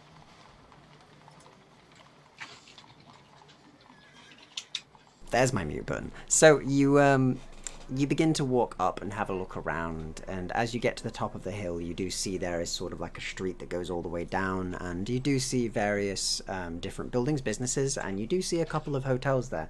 But to the left-hand side of that is sort of an open plateau area, and in the middle you see a very grand-looking building that does, at the top of it, say lodgings available, and it's kind of a sign that's been plopped on top of it. But it looks otherwise to be very fancy.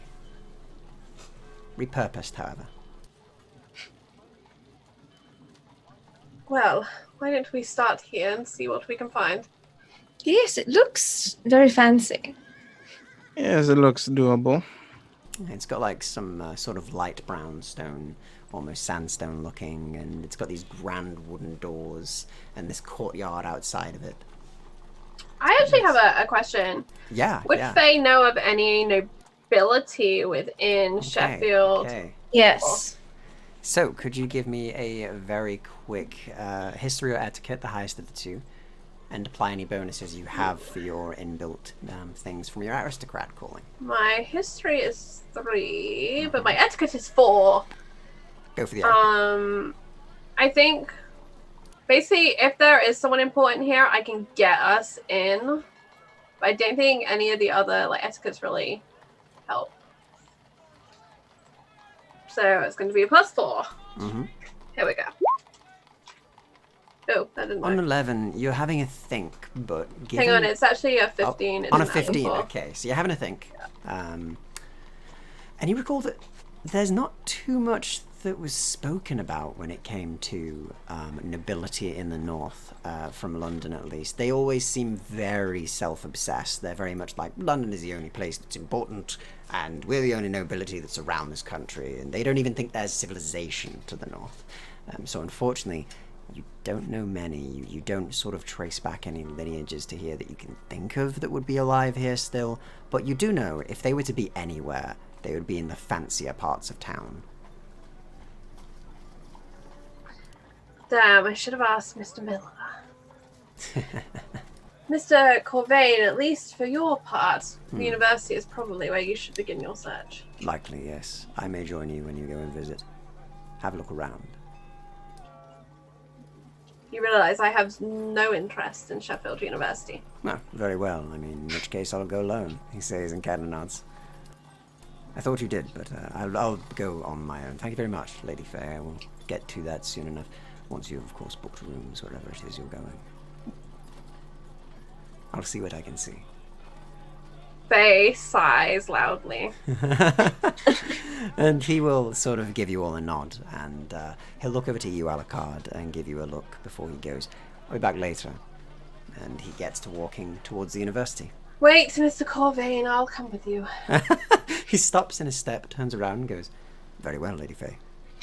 Can I hand him like a napkin as he Yeah. leaves? Yeah, With that symbol on it, the symbol that matches my eye. And I was like, if you find any books on this topic, could you please let me know? Of course, Thank you. he says and tucks it away. Well then, I'm off to the university, of course. Are we too large here? Looks fancy. I suppose, yes, I'll get us some rooms. See what you Yes. can do, I'm sure. He says and kind of smiles at you before he gets Frank, Frank's you'll be still able there. to find us should you find should we find somewhere else to lodge, I'm sure. Well, yeah, of course. I'll find you if you need to. And you'll take care of Jacqueline and Hunter and Rebecca. Yes, Good. nothing will happen to any of them. Good. We'll make sure. And she kind of gives a look to Alec, like, anything happens to any of them, me and you, brother, having words. Sort of gives you a silent nod, I imagined. My hand slowly goes around the boy. Shutting up and drinking. And Faye will kind of give a pleasant nod to Alucard and Lilith and go with Alexander. So you For a begin to very make cordial your way. nod in return. Yeah, you begin to make your way away with Alexander towards the university. Meanwhile, the others, you're going to get a room, are you? Yes. Yes. So you make it I had a question as well. Actually. Yes, by all means. Feel free. With that role. Yes. Would I know if there is a station here for the Nocturne? You can give me a very quick streetwise check. Do I have that? I don't have Streetwise. Okay, well, you can just give me a quick wit check then. We'll give you that. Real good at streetwise. Okay. I can have my concentration today, yeah. Okay, what is my stuff?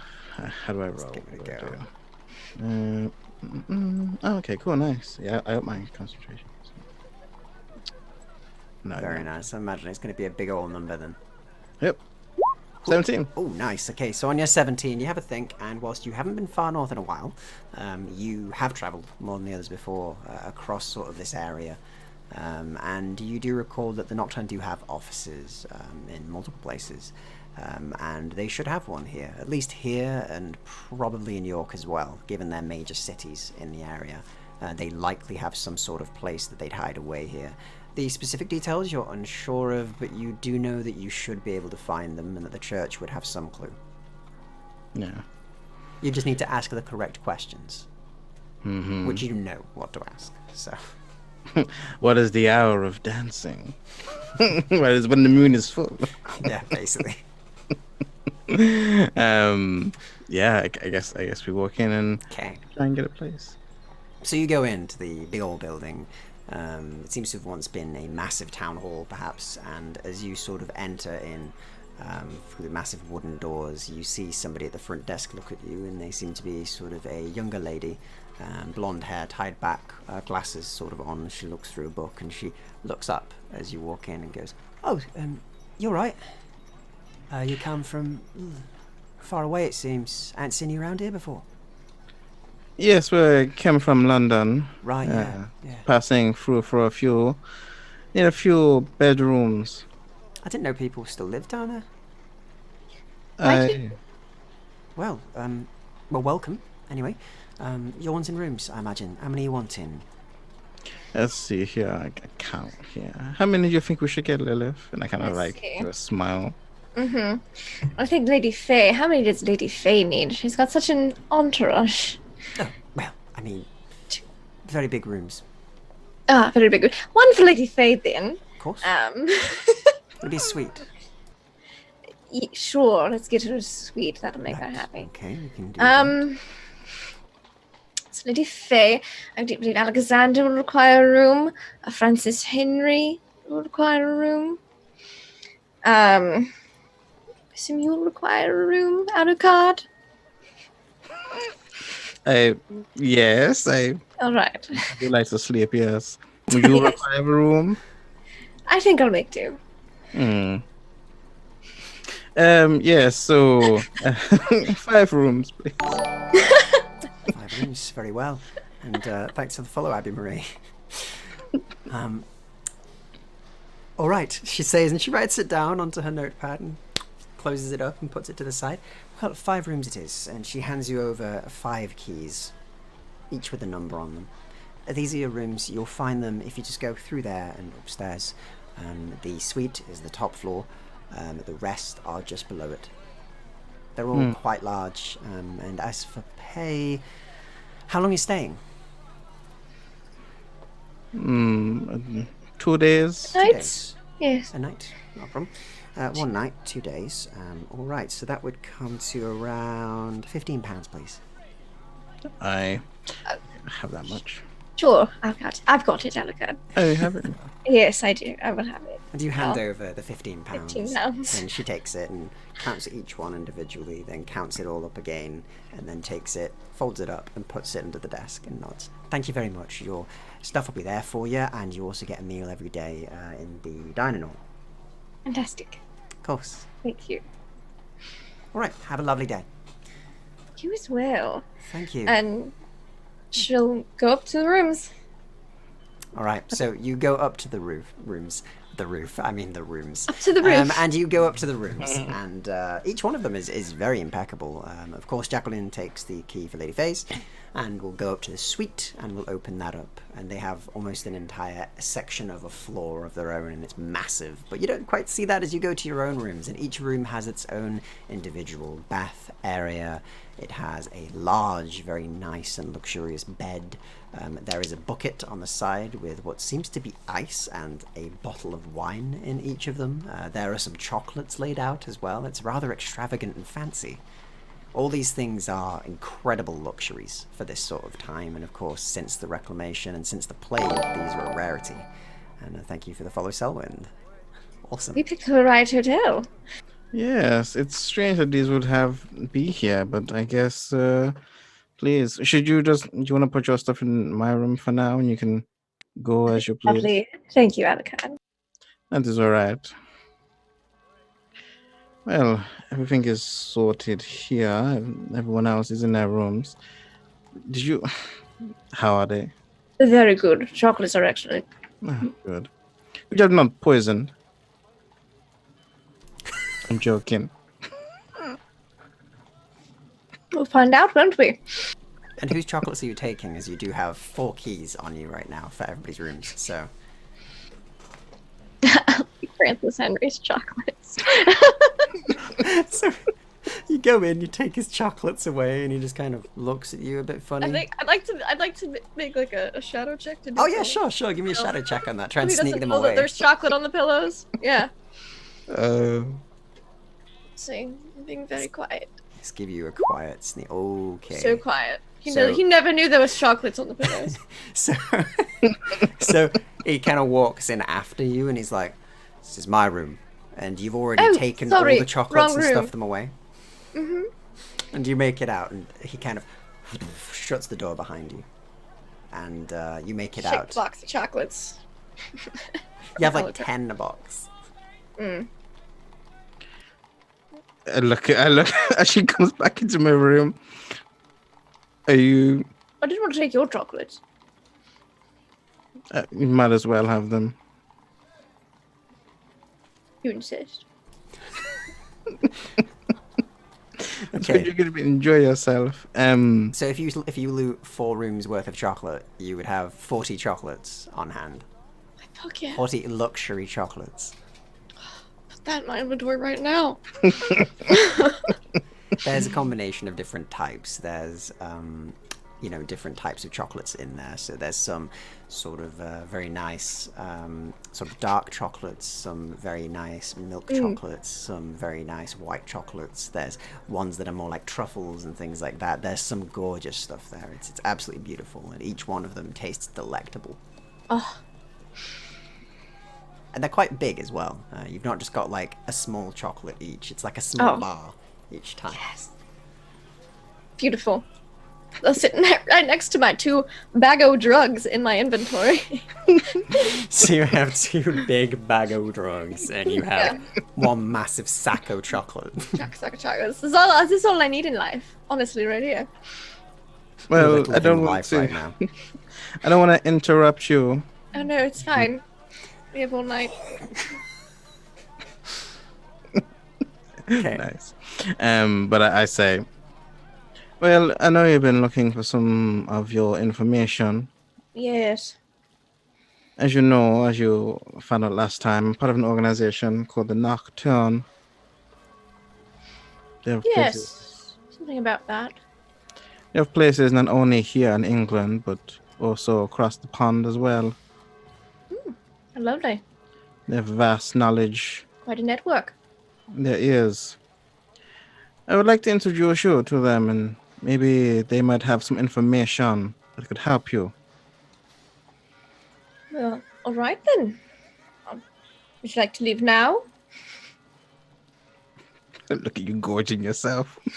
Do you want to leave now? I can leave whenever. Very flexible, really. I remember, yes. We should go. All right. And I'll set the chocolates down. Cheeky, and yeah. You set the chocolates down with a thump because you've got that many of them. And Lock the door. you Yes. lock the door on your way out. And did you also loot the wine in each of the rooms, or did you just leave that there? Probably would have looted. I would have left Lady Faye's wine. Oh, you wouldn't have been allowed in the suite, so that's fine. Oh, okay. Let's say. So we got whoever. I would have left. Who else is traveling? I would have left Alexander because I'm trying to woo him. So. Okay. It's a good start. I would not have taken stealing Francis from him, Henry's is it? wine though. He hasn't bought drugs for me in a while. He can, he doesn't deserve. Are you trying to like make his withdrawal worse and worse so he comes and buys drugs from you? Yes. It's intense. It's how business works. Create the need so So, you can fulfill the want. okay, no problem. So you leave Alexander's there, you leave Yeah, the I rest just would have there. taken Henry's wine. Francis Henry's one, no problem. And you have all those in your room as you're sort of talking about this. And where are you wanting to head out after this? On your day in Sheffield that you have before, of course, approaching York. Ooh, I will take a bag of drugs though, Okay, you take one bag of... in case I meet any long distance coworkers. Okay. In case, unless Lily wants to go anywhere, I want to head to the church. Cool. Yes, no, I'll follow with you. Okay, so the two of you are going to the church to go and try and find if you can get in contact with the Noctuary. And the two of you begin to make your way there. Lady Faye, you and Alexander, on the other hand, approach the university quite quickly. And at the front of the sort of doors, you're met with a couple of people who look to be a bit older, sort of very big beards, and chatting about philosophy, it seems. And they look over and go, wait a moment. Are you members of the university? Lady Faye Dunmire. Right, yes, but are you members of the university? I am a member and a patron of many universities. Right, well... But not Sheffield, no. Oh, of course. You sound like you're from London. Yes. Right, yes, of course. Yes, you can come in if you wish. It's rare we see anybody from there. I thought you were all dead. Fortunately for us, we're not. Yes, it seems that way. Unfortunately for you too, we've made many advances that I wish to talk to your colleagues about. Right, yes. No, that's fine. You can do that. Just head on in. There's some classes going on now. If you wish to attend any of them, you're What is the welcome to. direction of the medical or science faculty? Oh, well, science is medicine. You just go through the first hallway. Take the first set of stairs on the left, and right, then left again, and then follow that hallway down. That will be your science department. From there, if you wish to go to the medical department, turn right, go all the way down the stairs 2 levels. You'll find the basement. That is where our medical level is right now. Left, right, left, down the corridor, left again, and carry on until we hit the laboratory. Very well I understand. remembered. Yes, there are also signs in there as well. They should help you. If you get lost, let any of the people know in there. I'm sure they'll be happy to help you. What is your name, my good friend? My name is Victor. Professor Cromwell. Rommel. Yes. I am the head of philosophy here at the university. Is Faye familiar with any of Professor Drommel's work? Professor Drummond, you give me a quick... what sciences have you got? All of them. All of them. Okay, well, how about you just give me an intellect check, please, with a +1, because you're a savant. The only science I have is... Well, I have galvanics and medicine. 2 sciences. all Right. good. Intelligence. Let's do this. 3. Okay. 14. Oh, I rolled a 10 and a 10 1. and a 1. Nice. Okay, so even that is enough as you have a think. And you do remember some of Dr. Cromwell's work. He is indeed a rather great philosopher. He was studying back before the Reclamation in London, actually, and he moved up north. That is, of course, when the plague hit. Many people think him dead, but it seems his work is continuing. He looks quite elderly by now. He's got sort of a big bushy grey beard and sort of very kind eyes, and looks to be very weathered and worn. Tell me, Professor Drummel, did you advance your theories?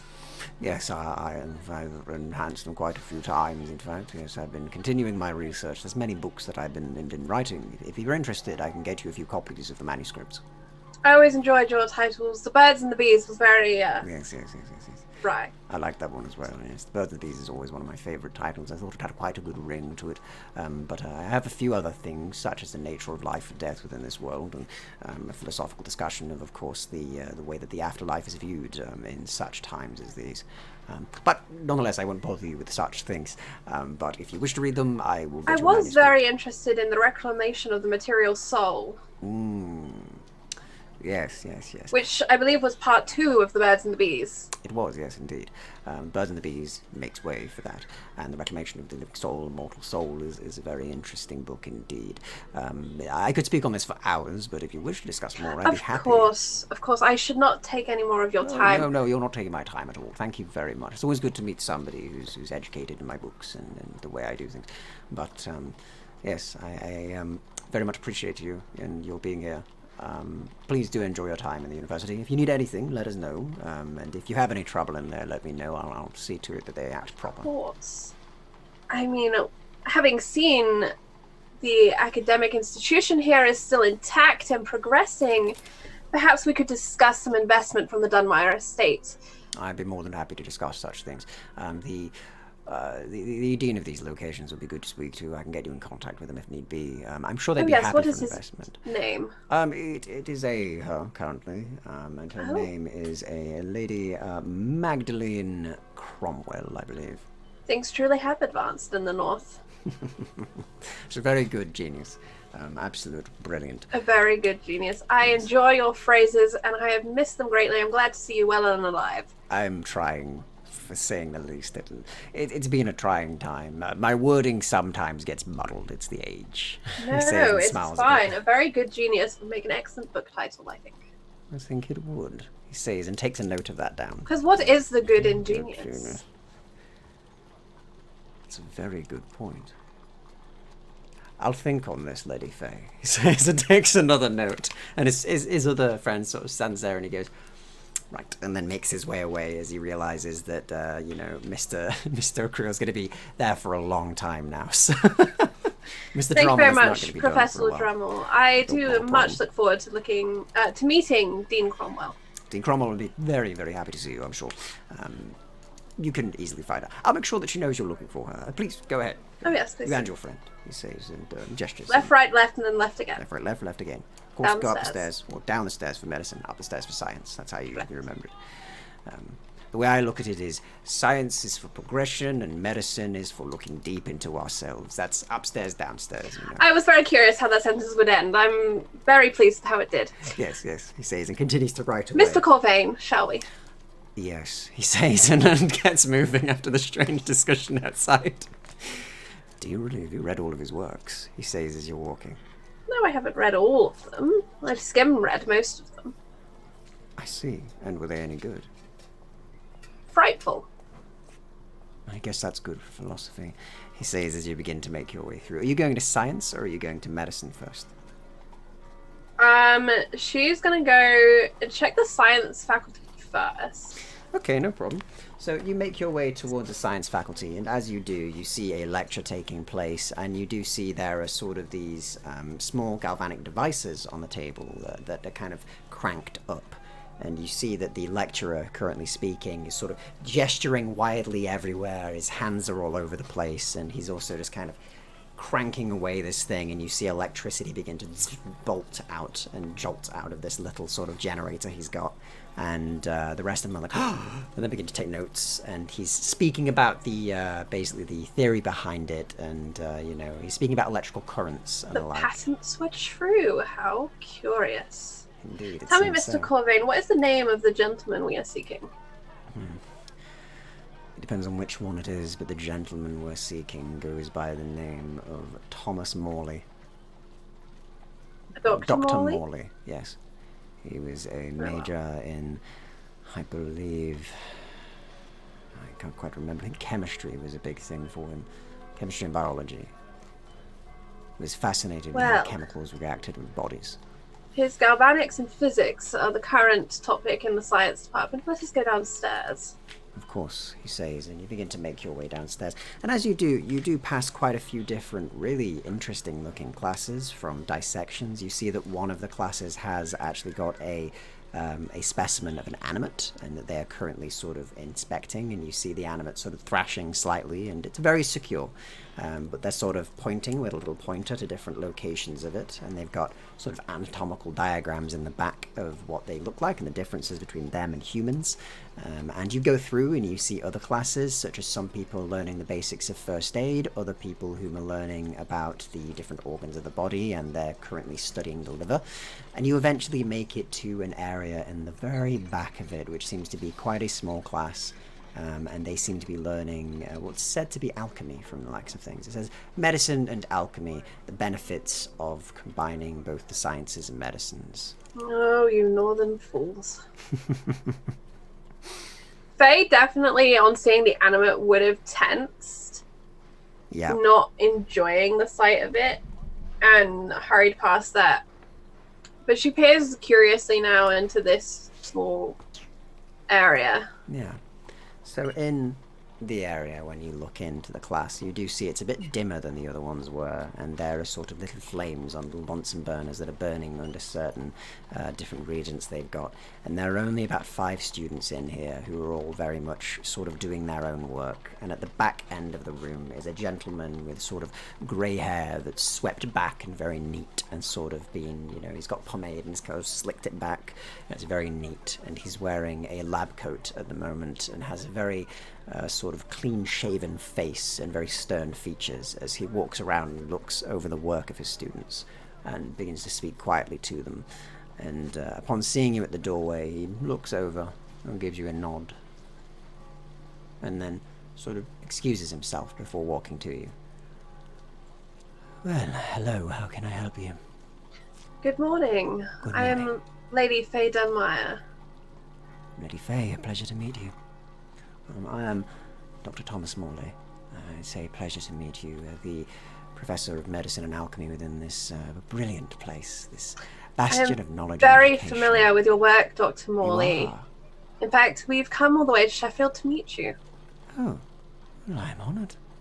Which part of my work are you interested in, lady? I'm very interested in your research into the properties of blood. Oh, yes, of course, yes. There's some very interesting things to do with that, such as diseases I of bring the with blood me that are very... a sample of lycanthrope blood, which may be of great interest to you. I haven't heard the name before. Yes, of course, he says, and he sort of goes in and gets a little sample tray that he kind of holds out for you to slot anything in. He's like, please, just place it in here. A more private meeting so that we can discuss it. It's very fragile, as you understand, and rare sample. Of course. And he you says. are quite busy with your classroom. Yes, don't worry about that. I can get those out at a moment's notice if you need. Lycanthrope blood doesn't come around very often. No. I'd like to invite you to a private meeting at my lodgings. Oh, well, yes, that's much more suitable, but by all means. When would you like me to be there, and where? She glances to Mr. Corvain. Yeah, he nods. When do you think, Mr. Corvain? I think around 10 p.m. this evening. We have much business to attend to, I believe, Lady Faye, and Yes, a late supper. late supper would be very good, in fact. I'm sure I'll be quite parched by then, and we can, of course, get you some as well, Doctor. Dr. Morley, though, I hope you understand this may sound strange, but I'd rather you didn't mention this to your colleagues. Of course not, if it's something like You know what our profession are like for stealing research. Yes, plus, lycanthrope blood is heavily illegal, so yes. I'd be very happy to have some of that myself. The research in those things is something that I haven't dipped into in years. I'm so happy you found me. So it's very between us, then. 10 Of course p.m. it is, tonight. Yes, 10 p.m. tonight. I will see you there, Lady Faye. I'm excited, to say the least. Very He good. says, and nods. And Perhaps Alexander when you draws up a location. come, should they ask for your name, you should give another. Of course, yes. The yes. dean does know that I am visiting the faculty. And Right, yes, she would not be understand. pleased with such things. So, of course, I'll make sure to use a suitable name. Perhaps John Doe would be suitable. Something quite funny. a little predictable. How Perhaps. about Dr. Hyde. Dr. Hyde, I like it. Yes, very literary of you. I love it. Dr. Hyde it is. I'll make sure to be there at 10 p.m. sharp, and I'll see you there, Lady Faye. Very good. He says and smiles at you before he walks backwards and continues to get on. Have a with good the work. class. I will do, and I will see you later. I mean, I won't see you later, he says and continues to work. And Alexander looks at you, quirks an eyebrow, and just goes, very well played. Well, you don't want to murder him in public, do you? No, not in public, no. I'd pull it off, I think, but not in public, no. He says, and he turns with that dark note, but he does give you a smile. Thank you for that. It makes it much easier with this. Now I'm going to have to find the dean and offer her a lot of money. That's a good thing to offer, he says. Well, let's go and Well, I suppose it is if you're the dean.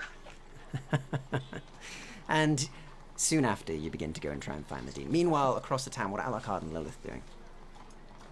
We're walking to a church. Walking to the church, of course. So you make it to the church, and there's like a graveyard around the side of it, and it's a bit of a walk away from where you were, but you do find it eventually. And you can see sort of trees are planted outside, and whilst they're not in full health, they are slightly more healthy than down south. There's less of a smog out here, you find. Oh. And it seems that there's some clean air here at least, and there are little birds in the trees that are chirping away. Weekly, Did I tell you? but there. Did I tell you my first memories waking up in a church, Alucard? No, you haven't really talked much about it apart from the initial confession. Well, that's what it was. Woke up in a church with no memory of what had gone on. Very interesting. Very interesting night. Do you remember what church? I haven't been able to find it since I couldn't remember anything, who I was, anything at all. So I kind of ran out and was taken in, so to speak. Well, do you know those people who took you in? Oh, yes. She kind of just gestures to her eye. She's not wearing her contacts right now. She does have a wig on. Oh, okay. So your memory loss preceded the cultist. Yes. Yes, it did. To a certain extent, as far as I know. Maybe they knew of me beforehand. I'm not entirely certain. I also woke up in a wedding dress in church, but I'm sure that has no implications of anything at all whatsoever. Involved anything. Perhaps if you relive the memory, church, wedding dress, something would jog. Is that a proposal, Alucard? No, but I know some. Very good.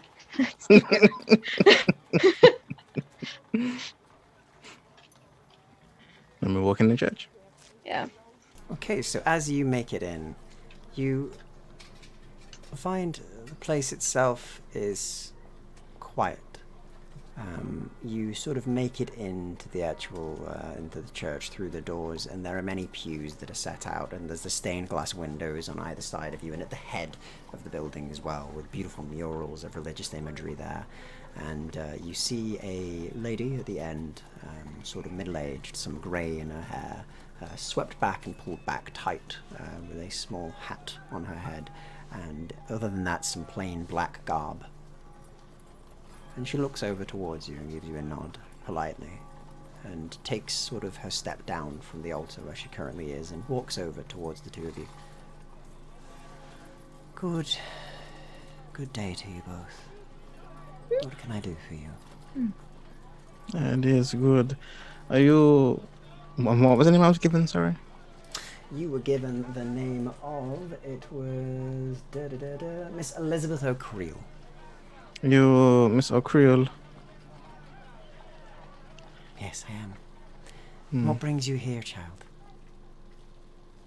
I've come to drink deep of the sacrament of the holy man. I see. Then you should drink deep indeed, brother. She says, and she walks towards the back towards the altar and takes a look over before she pulls something behind. And you see a part of the floor just in front of what looks to be a cross with Jesus on it open up slowly and reveal stairs below. I hope the night treats you well, brother. The shadows treat me better. Of course. No. Walk down. Okay. Lilith is distracted for a second and is like, oh, right, yes. Oh, shit.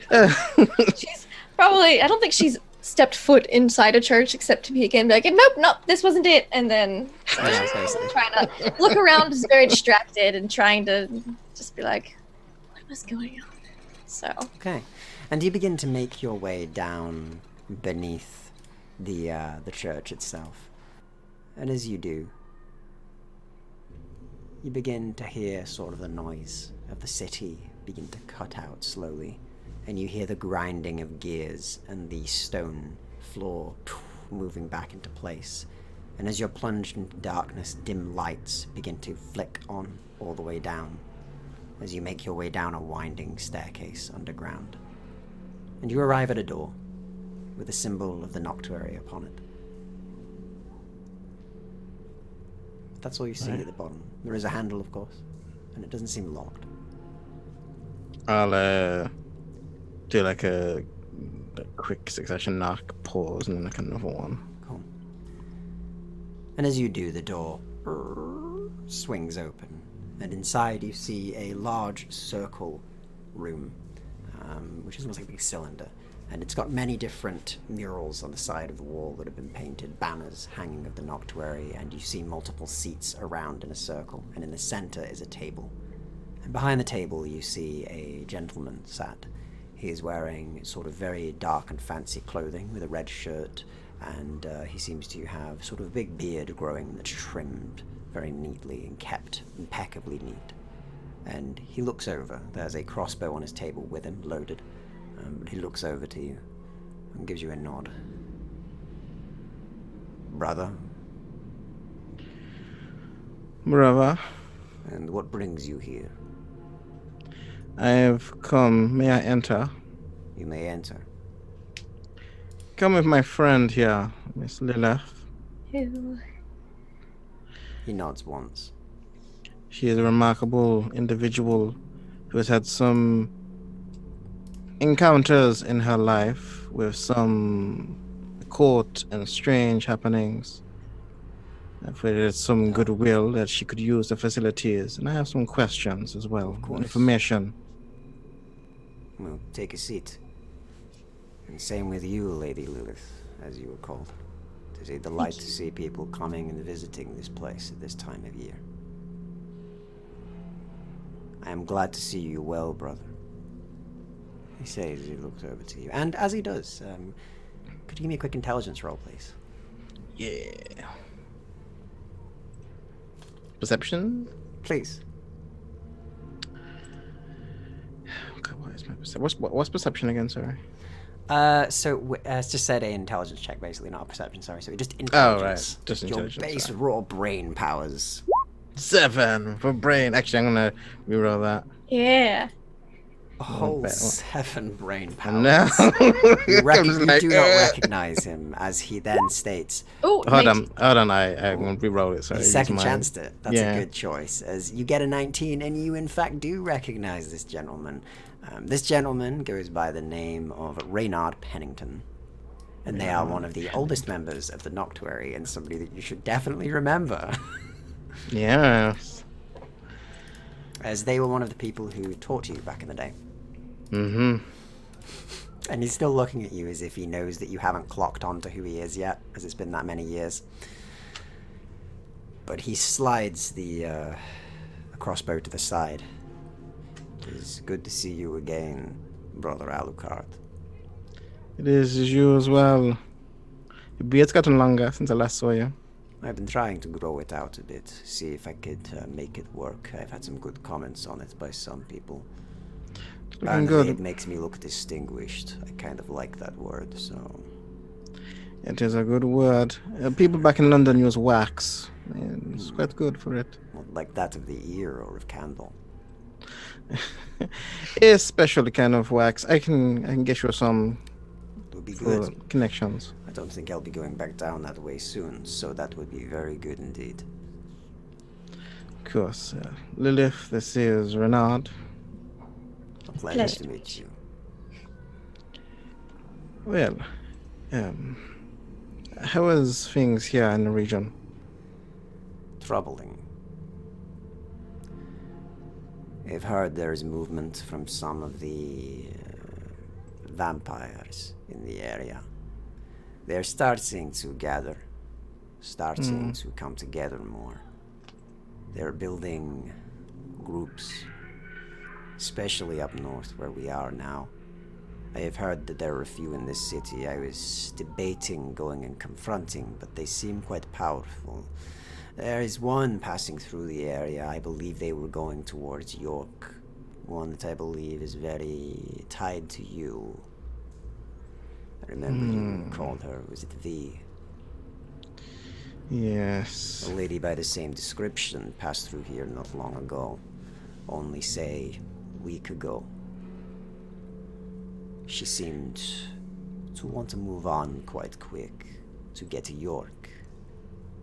She said there was business there for her, from what I have heard. She left a message for me.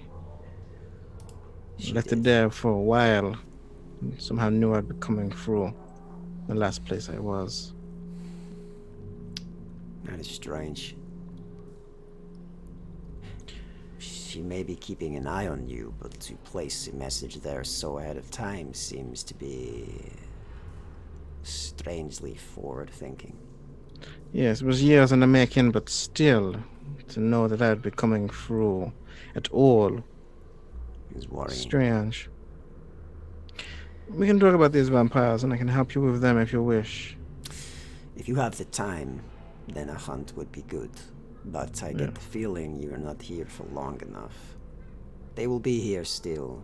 I am biding my time. They are, at least the ones in Sheffield, they are quiet right now, hiding.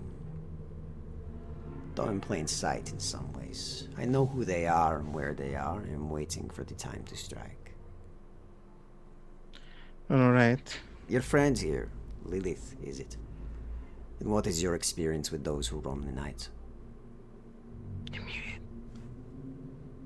Is it that you are mute? Because I can understand. It Yes, feels hello, great sorry. with these things.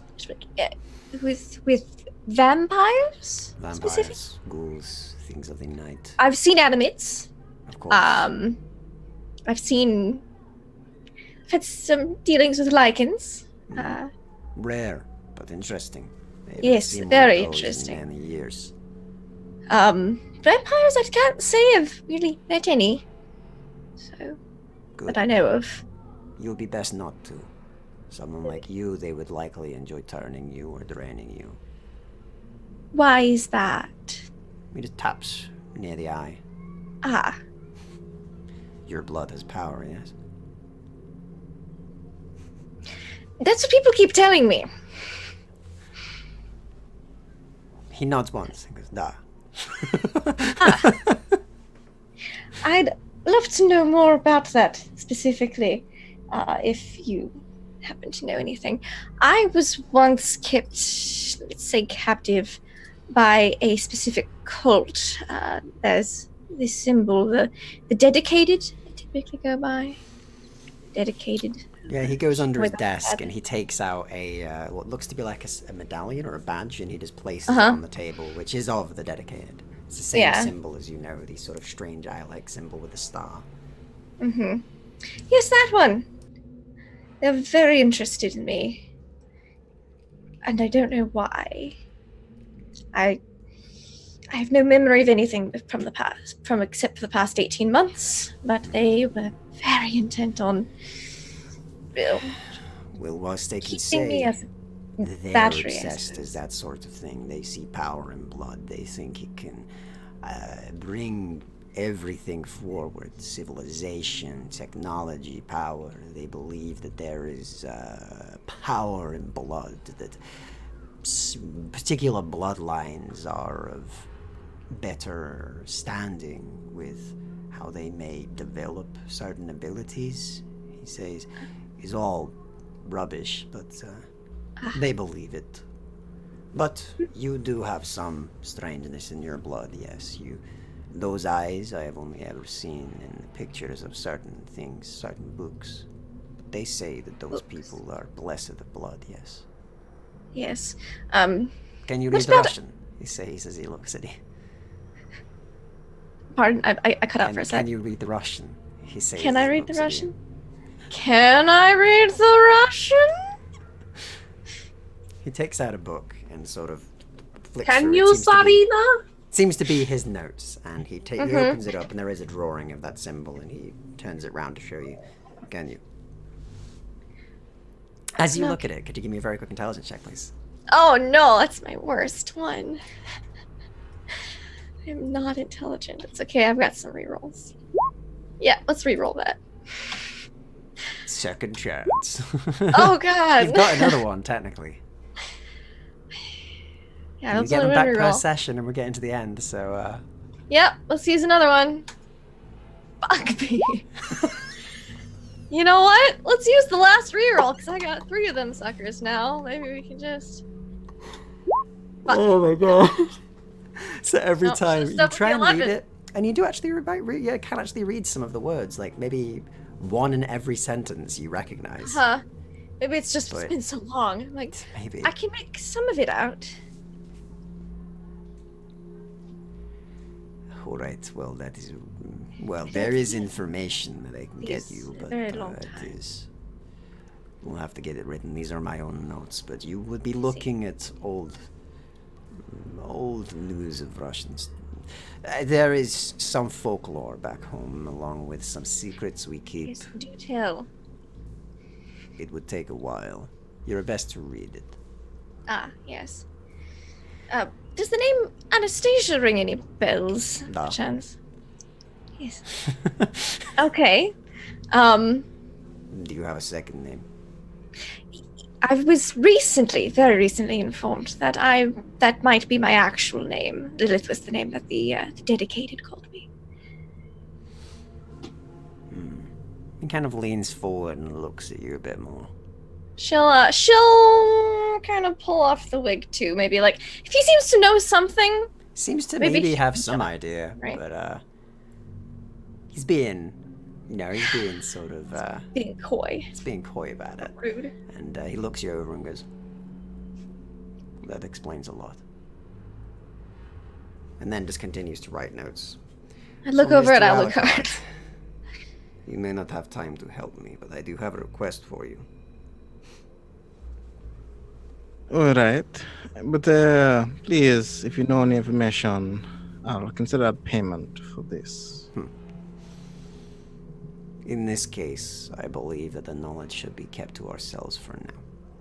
I will see about getting you some messages sent. It seems you cannot read very well, so he takes out a book and he places it on the side. It's been a while since I've seen Russian, apparently. Well, here you are, he says, and hands you over a book. This is all you will need to know.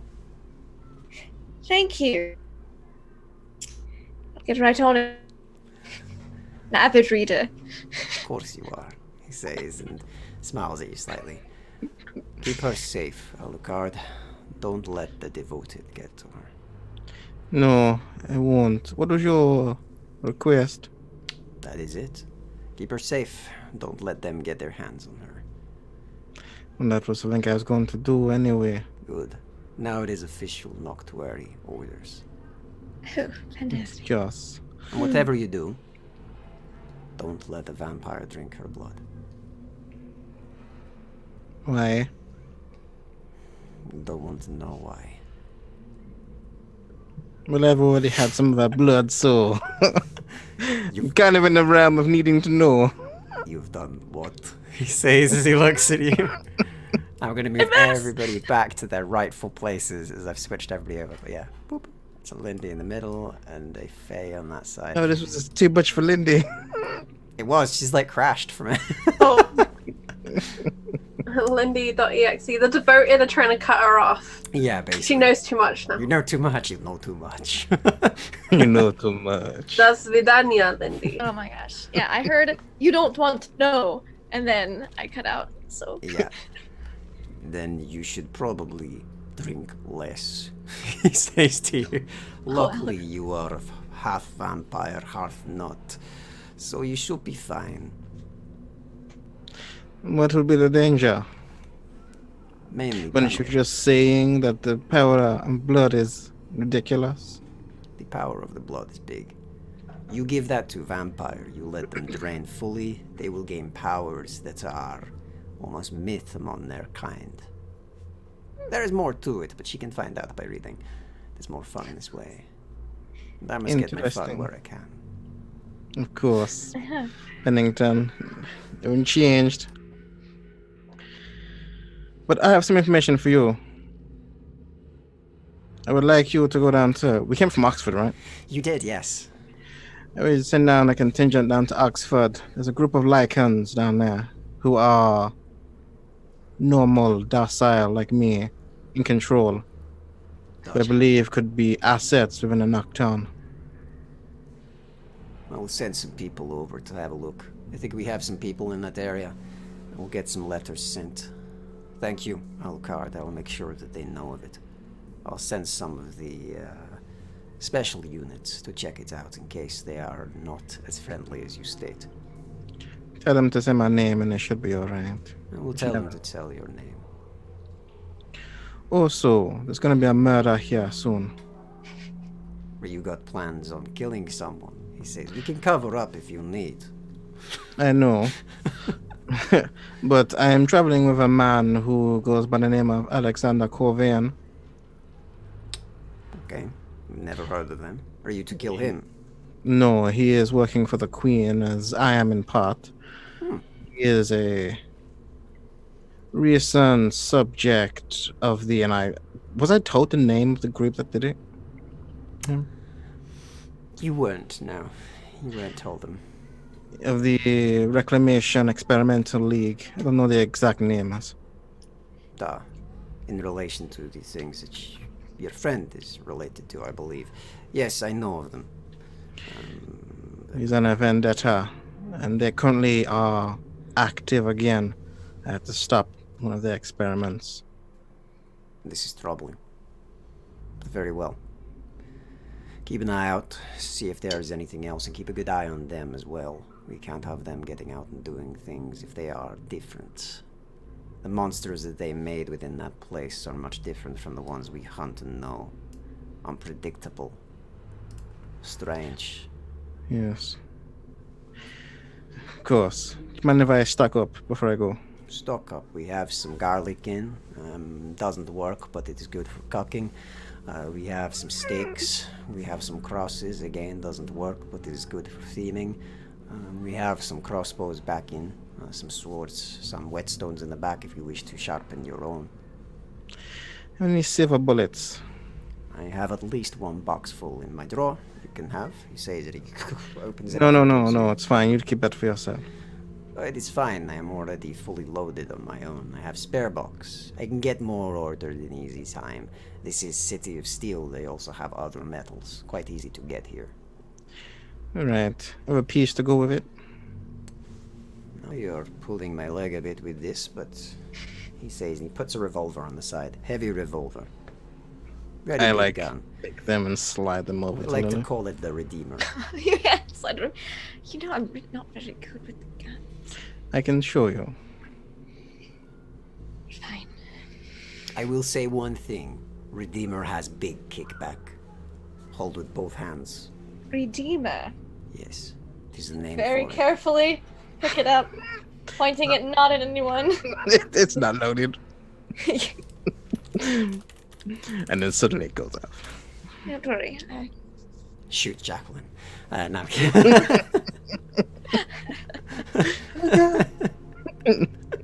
Just across Doing the all right city. so Melt. far.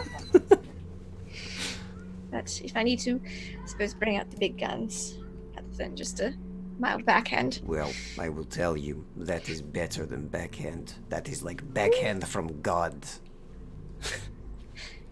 I took out a werewolf. You were there. You didn't see it. But Alexander saw it. Werewolf gone. I did.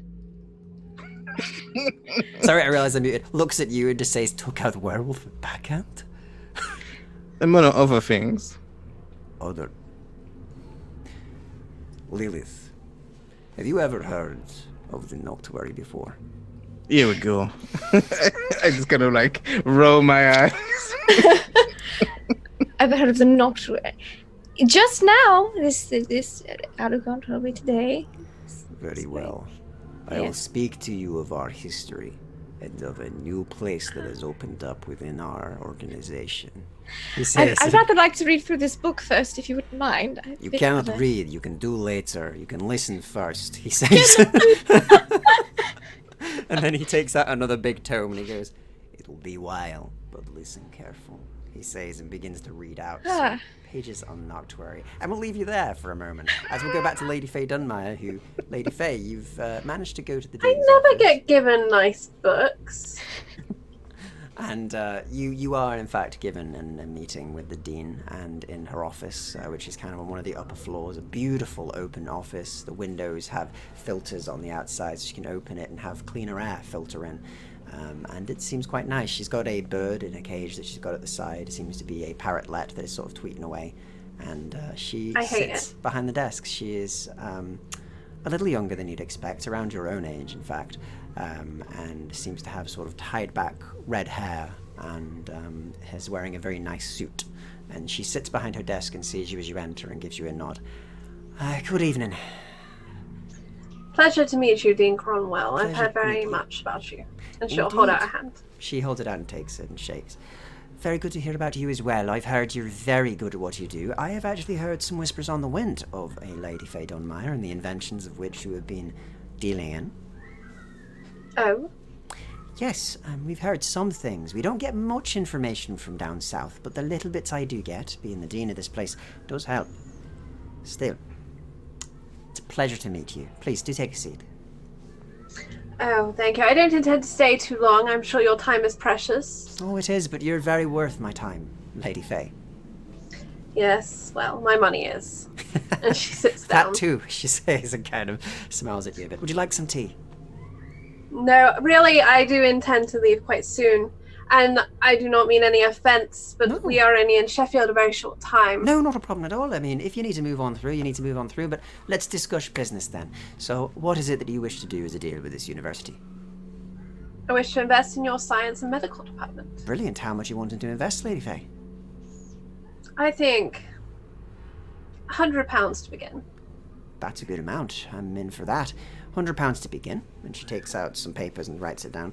That'll be fine. And which classes would you like to sponsor? We have, of course, chemistry, biology, alchemy. We also have the medical. I was very interested in the galvanics I was witness to in your Galvanics? science department. Oh, yes, it's a very new thing, very newfangled, but very interesting. And we've got some of the leading lecturers in it at the moment in here. We have some of the, we actually have some of the diagrams of Nikolai Tesla in there that they're working on as well, which is kind of interesting in itself. We're trying to build a couple Yes, of. I've things heard he's been doing. much of Tesla and the patents. Yes, the I've heard the towers when I was younger, back before when the reclamation was being planned. The towers that they were planning on building, the galvanic ones just outside of the realms of London, they were based on some of his designs as well. But that's getting too deep into things. But I'd be happy to put the £100 towards the galvanic department. We are in need of parts, and we have got some money to trade with York and other cities around here. So that would be amazing, actually, Lady Faye. I would, of course, be open to increasing my investment in due course. However, I am very far from London Oh, yes. and in the middle of quite a busy time. Of course, of course. Well, £100 for now. If you come back through, we can talk more. And... I am very interested in the research you were doing on the animates. Ah, yes, of course. Yes, it's an interesting class. One of parapsychology, as we're calling it. It's a look into both the supernatural and strange things that happen. I say supernatural. There is a science behind it in some way. The plague, of course, brought them back, and we're trying to figure out how we could perhaps reverse engineer it in case another one was to come. It is very safe, I assure you. We make sure to have a couple of people in all the time with weapons. I would be very interested in any copy of any paperwork that I might take with me to read on the subject. Yes, of course. I'll get you some drawn up immediately. Where are you staying? You. And she'll give the address. Yeah, you give it. All right, that's very fancy. That is. You get. Their chocolates are the best. You better enjoy those, that's for sure, Lady Faye. And but either way, I'll bring it there in the morning for you. I'll have a runner bring it over. We'll have some of our students work through it and bring you some animates and notes to there, so that you'll know exactly. Preferably not animates, but yes. No, notes. I know that was misspeaking. I won't bring them to your house. Not knock on and be like, "Hello, Lady Faye. Here's some animates for you today." I mean, that'd be quite rude. But no, I'll bring you the notes in the morning. She says and smiles. Very kind of. Dinkra, what is your specialism? Oh, my specialism is in physics. So galvanics was something I was very interested in. I've been actually stepping in for some of the lectures of that, and it is quite fascinating. But let me show you something. Yes. I have a few more moments. And she'll reach into the doctor's bag and she'll pull out the battery and set it on the table in front of her. Okay. So you do, and she looks at it and goes, "What the devil is this? May I?" And of course. She takes it and has a look over, and takes a good look over it. This is amazing. This is beyond what we have been researching by years. I would tell you how I came to have it, but you wouldn't believe me. Lady Faye, I wouldn't believe that this even existed, but do tell. I found it in Oxford. In Oxford? Attached to a music device. Music device, that's... Played an incredibly garish but catchy song. Huh. I'd be curious to see this device, but yes. I believe it relates to the New World. The song was about a place called New York. I only know of York. There's no new one, from my knowledge. Well, they like naming everything over there new, don't they? New Amsterdam, New Jersey, New Hampshire, New England. I haven't really heard anything about them in 20 years, but yes, that's interesting. Interesting. I'll definitely take this in mind, Lady Faye. Thank you, she says, and hands it back over to you. I have a number of notes myself, which I would be willing to share with you. Please. That would be amazing. We can have them transcribed and copied overnight if you wish. We'll keep the copy, you can keep the originals. Yes. Yes, I trust you. She's like genuinely thinks about it. Yeah. Very well, I'll have it all delivered in the morning back to you then. We'll make sure we have a secure runner. We'll send a guard with him. Good. They'll bring out the notes, but very specifically just a few observations about the battery, not any of the musical device notes or anything to do with the train. Expanded notes, yeah. Yeah. So you give the basic very notes. Specific. This is what I think this power cell is and how it works, and this is as much as I've figured out. That makes sense.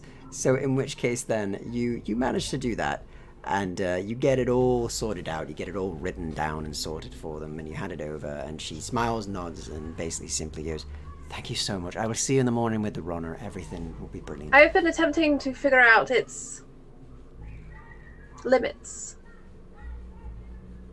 From my experience, it doesn't have them. Seems strange. Everything has a limit. Yes, seems impossible. Everything has entropy. Indeed it does. I'd be curious to see how much it could go through, but alas, I won't take it from you. It seems that you're quite attached to it. Perhaps we'll have time for an experiment later. Perhaps we will. I'd love to do It that. is a city of steelworks, correct? It is, yes. They use a great deal of machinery to process steel. A lot of it, yes. Mostly hand-driven at the moment. Or, of course, gears we have coal to burn and keep things energized. If you might manufacture an interface for this device, we could test it later. But I am aware you have a busy day, and I have a busy day. Indeed I do. In which case, you if get you on are with your day. curious, the opportunity is here.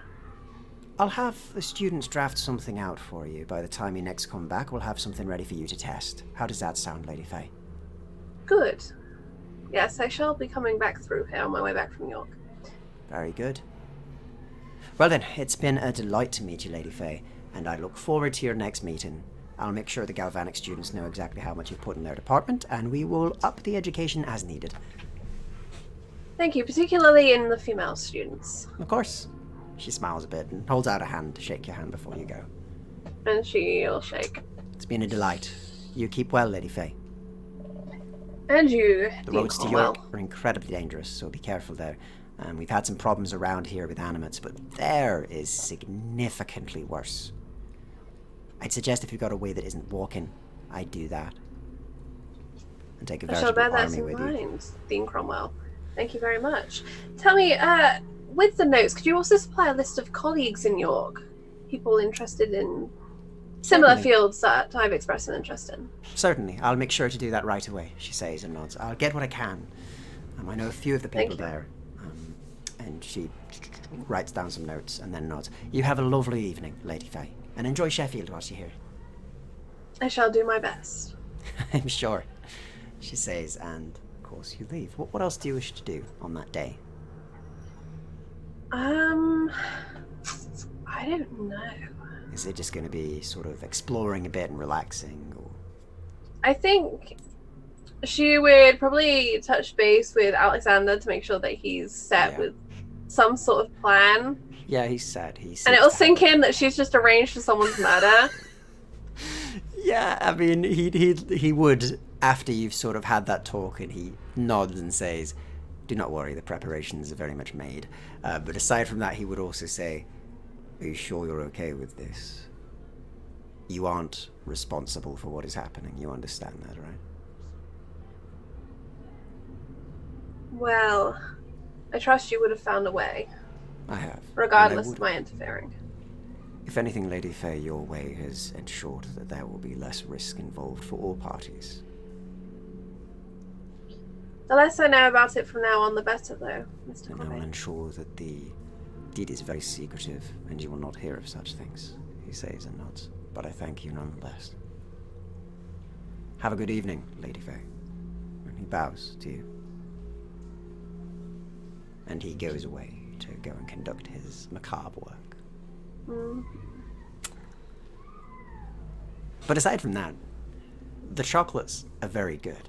So I think Faye genuinely goes back to Yeah. the lodgings and just will go and sleep because she hasn't slept properly for a long time. So, unlike in Oxford, the beds here are plush and lovely, and it is the best sleep and the best bed you have had since you've set off from your own home. It is amazing. This place is very, very nice. It's very much worth the money. And Jacqueline has made sure that everything is to your liking as well on top of that, so it's really good. And you've got your own big master bedroom that you have, and they're all tucked away in another bedroom to the side, so you don't even have to worry about being interfered with or bothered. You're just left to relax. And I think because she feels sicker, she will Yes. probably dose herself with things to give her more energy because she's got to make it to York and You back. do. So she's going to just start dosing herself. Okay, not a problem. So could you roll me a But quick she'll medicine keep a check very for that? accurate ledger of what she's dosing herself with. Of course, could you give me a very quick medicine check just to make sure Well, my that everything medicine is is perfectly done? 4. This is where she overdoses. That would not be good. 10? That's good enough. You think you've got the dose correct, and you do feel more energized. You feel like this should be fine. Can I push it and see if I can roll better? You can second chance if you 10 want. is not great. Might not be. I'm a little worried about 10. Yeah, maybe 10's a worry. Maybe. This is where it goes worse. When self-medicating. Yeah, I for know the pain. feeling. But that's much better. That is a lot better. hit That that. is like twice as good. It's twice as good. So I imagine she does the first dose, and then Yeah. she looks at the bottle and she's like, this is probably like older, so it's lost some of its efficacy, Yeah. so she double doses. Yeah, exactly. So you managed Thanks, to like... Pruitt. So with the power of Pruitt, you get the correct dose, and you manage to properly medicate yourself, as you know from your medical knowledge and your medical training, and you get it perfect. You know that you're going to have the right amount, you know that it's not going to be an issue, and yeah, you're golden. And you do feel a bit better from this as you get your doses prepared ahead of time as well, so that on your way to York, you won't need to prepare more. You could use them on the go. I think she'll prepare a number of letters as well, and since she just made that donation to the university, she is totally broke for the rest of this trip That's going to be interesting. because she doesn't have access to her London bank account. Yeah. Wealthiest person in the party now. I've got some money too, but I'm not that poor. Do you have 100 pounds? What? I have one. She's just assuming everyone else will take care of things in her course. normal way. Of course. It'll figure itself out, and we can settle any accounts when we get back to London. Don't worry, I'll do some business around town for money in no time. So speaking of, as you settle down for the night, Lady Faye. Meanwhile, you've finished your talk of the Noctuary.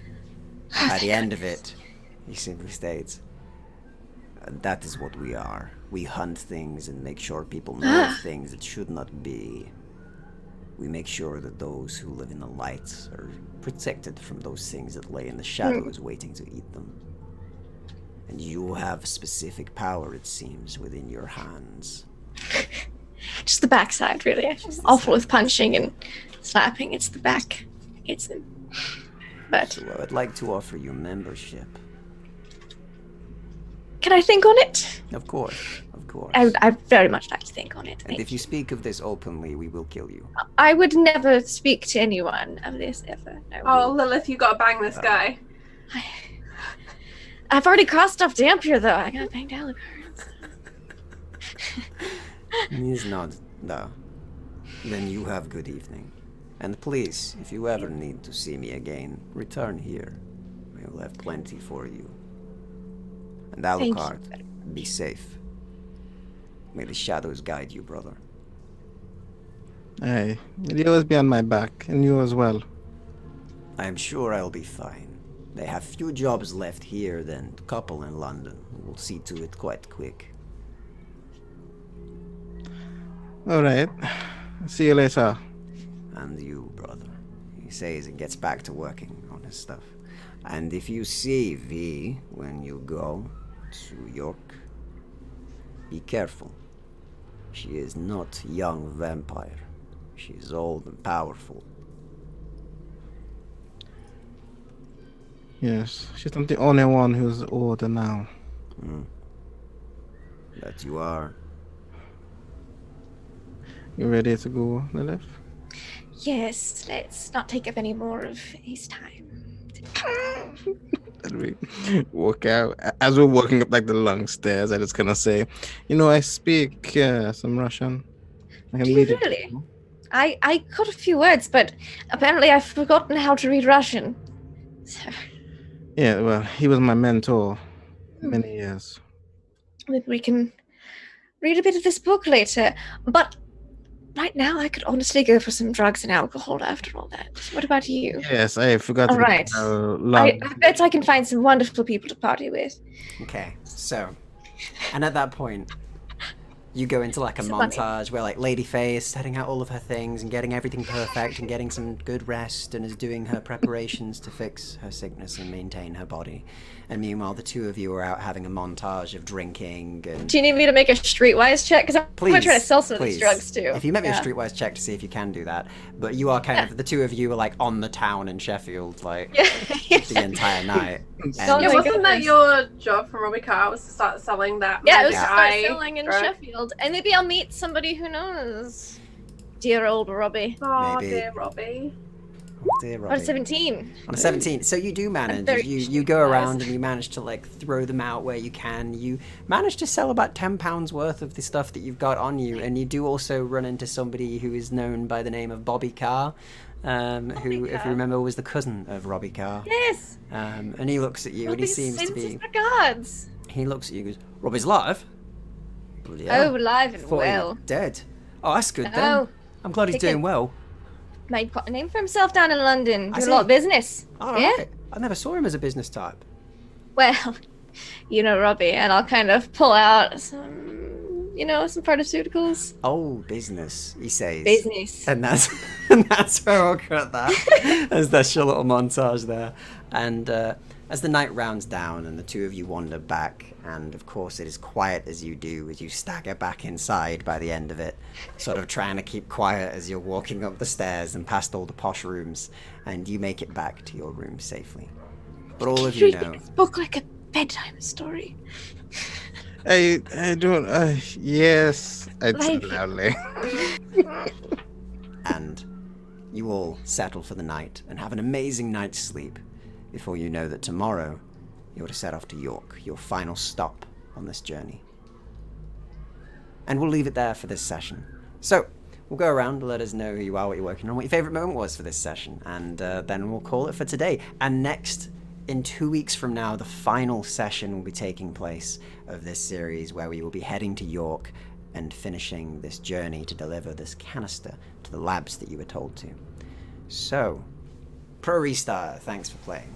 Hey, yeah, no, it was super fun. I'm not gonna lie, I kind of wonder. It's been a running joke that we've always denied car threesome. Kind of wanted to like give his brother a threesome. Was like, don't tell your brother. Don't tell your cousin. Don't tell Robbie, Poppy. Well, that's down to you, by all means. Don't be a Dobby Bobby. Just funny. I love that character. No, it's been great today. I love them. Just seeing the conversation between Faye and Alexander, and then them going to the university, seeing the actual kind of like political side that kind of coming through that, and actually the more scientific side of Faye as well. So that was fun to see. I'm kind of worried about some of the motives just kind of floating around. With Faye, but yeah, I am Pro Restarter. You can catch me on Twitch, Twitter, YouTube, and Instagram, all under the same name. Thank you for having me. Can't wait to play again, and super great. Yeah, no, thank you very much for playing. It's always good to have Alucard, and he's an absolute joy. And Lilith, Laugh Love Lindy, thank you for playing. It was so much fun. I adore this group. This campaign is always a blast. I loved at the gate. After when we got inside, Lilith introducing everyone, including the dog, before Lilith. The amount of shade that gets tossed around is just hilarious and so much fun. But Lilith's like, I banged your servant, and you don't know, it's fine, it's cool. So, I can't wait for that to maybe come up eventually. But I also really liked the some of the little bits of Alucard and Lilith, and also finding out that apparently a vampire shouldn't nibble off me at all. Guess that row of bingo's not getting completed. But anyways, you can find me online at Laugh Love Lindy on Twitch, Twitter, and YouTube, where I play and GM a lot of tabletop RPGs. On my channel every week we have Mondays and Tuesdays, Mondays in Exandria and Mists of Ravenloft, 9 p.m. Eastern. And then next Saturday, so a week from today, we have our once a month game of Teenagers from Outer Space, where we're crashing a wedding, and it's gonna be fantastic. Also check out games where I have with Charlie and Hello on Counter Roleplay on Tuesdays and Thursdays. Definitely, and thank you for playing. It's always fun to see Lilith kind of continue down that road. And okay, finally, last but not least, Frost and Fire Charlie, thank you for playing. Hello. I think because Faye went to bed early, she might wake up like just in time for that horrible 10 p.m. moment. And I think so. I have a feeling. And I have a feeling, being the curious dark soul she is, she might go and peek. But we will find out. We can definitely find out at the beginning of next session for that, so. We'll find out. And if she can live with herself. But whether I can live with myself or not, I love this game. I'm so sad that next week is, well, not next week, the week after next will be the finale of the season. Yeah. I am a very busy person at the moment with a lot of different games, some including this wonderful people. If you enjoyed Unhallowed today, that's what's on with Lindy on Thursdays on Encounter Roleplay. It's in the 4 p.m. Eastern slot, which is 9 p.m. UK. It's a really great show called Death's Curious. It's in the same world as this game, so there may be crossovers. Who knows? Oh, there are. Yeah, spoilers, there are. And there might be a cult of the cock. But that aside, from one cult of the cock to another, thank you so much, Hollow, for today. I've enjoyed it immensely. I'm all over the place. The show that I would really like to plug is tonight at 7 p.m. Eastern over on Codebook Press. I'm playing in a charity game of the first chapter of Harper's Tale, which is a book inspired by a little girl with leukemia who wrote a story, and it got turned into a whole adventure module that they are promoting and selling to raise money for research and things like that. So please come and check that out. Like I said, it's on Code Roll Press's channel, 7 p.m. Eastern tonight. That's midnight if you're in the UK. So it's a little bit of a late one, but it'll be child friendly. It's DM'd by the wonderful Kiana, and it's going to be a blast. So please do come check that out tonight. Yeah, definitely check that out, because it does look amazing. One other tiny thing, because I always forget to fucking plug it. No, go. If you love vampires, there's a podcast called The Lost Girls, which features Laugh Love Lindy, has had Hollowtail as a guest, and Steven's also our editor on it. Check out @NewVampStam on Twitter. We release a new episode every Friday as part of the Encounter Roleplay Network. It's a lot of fun. It's a big sitcom. And yeah, please check that out if you like vampires. Yeah, it's definitely worth checking out. I absolutely have fun with that one. It's amazing. So and I've been a Hollowtail. You're here, so you found me. Good job. And you can also find me on YouTube. I've posted a link in the chat where I do DM tips. I do videos on different systems, some reviews of bits and bobs that I get through, and lots and lots of lore. So you'll find me there. The next video I'm doing should be on character voices, which should be quite fun, actually. I'm looking forward to doing that one. And until then, you can find me on Thursday running my next Unhallowed Metropolis game, which will be Death's Curios. And until then, I'll see you next time. So thank you very much, everybody who's came. You're all amazing, and we will see you next time. Goodbye for now.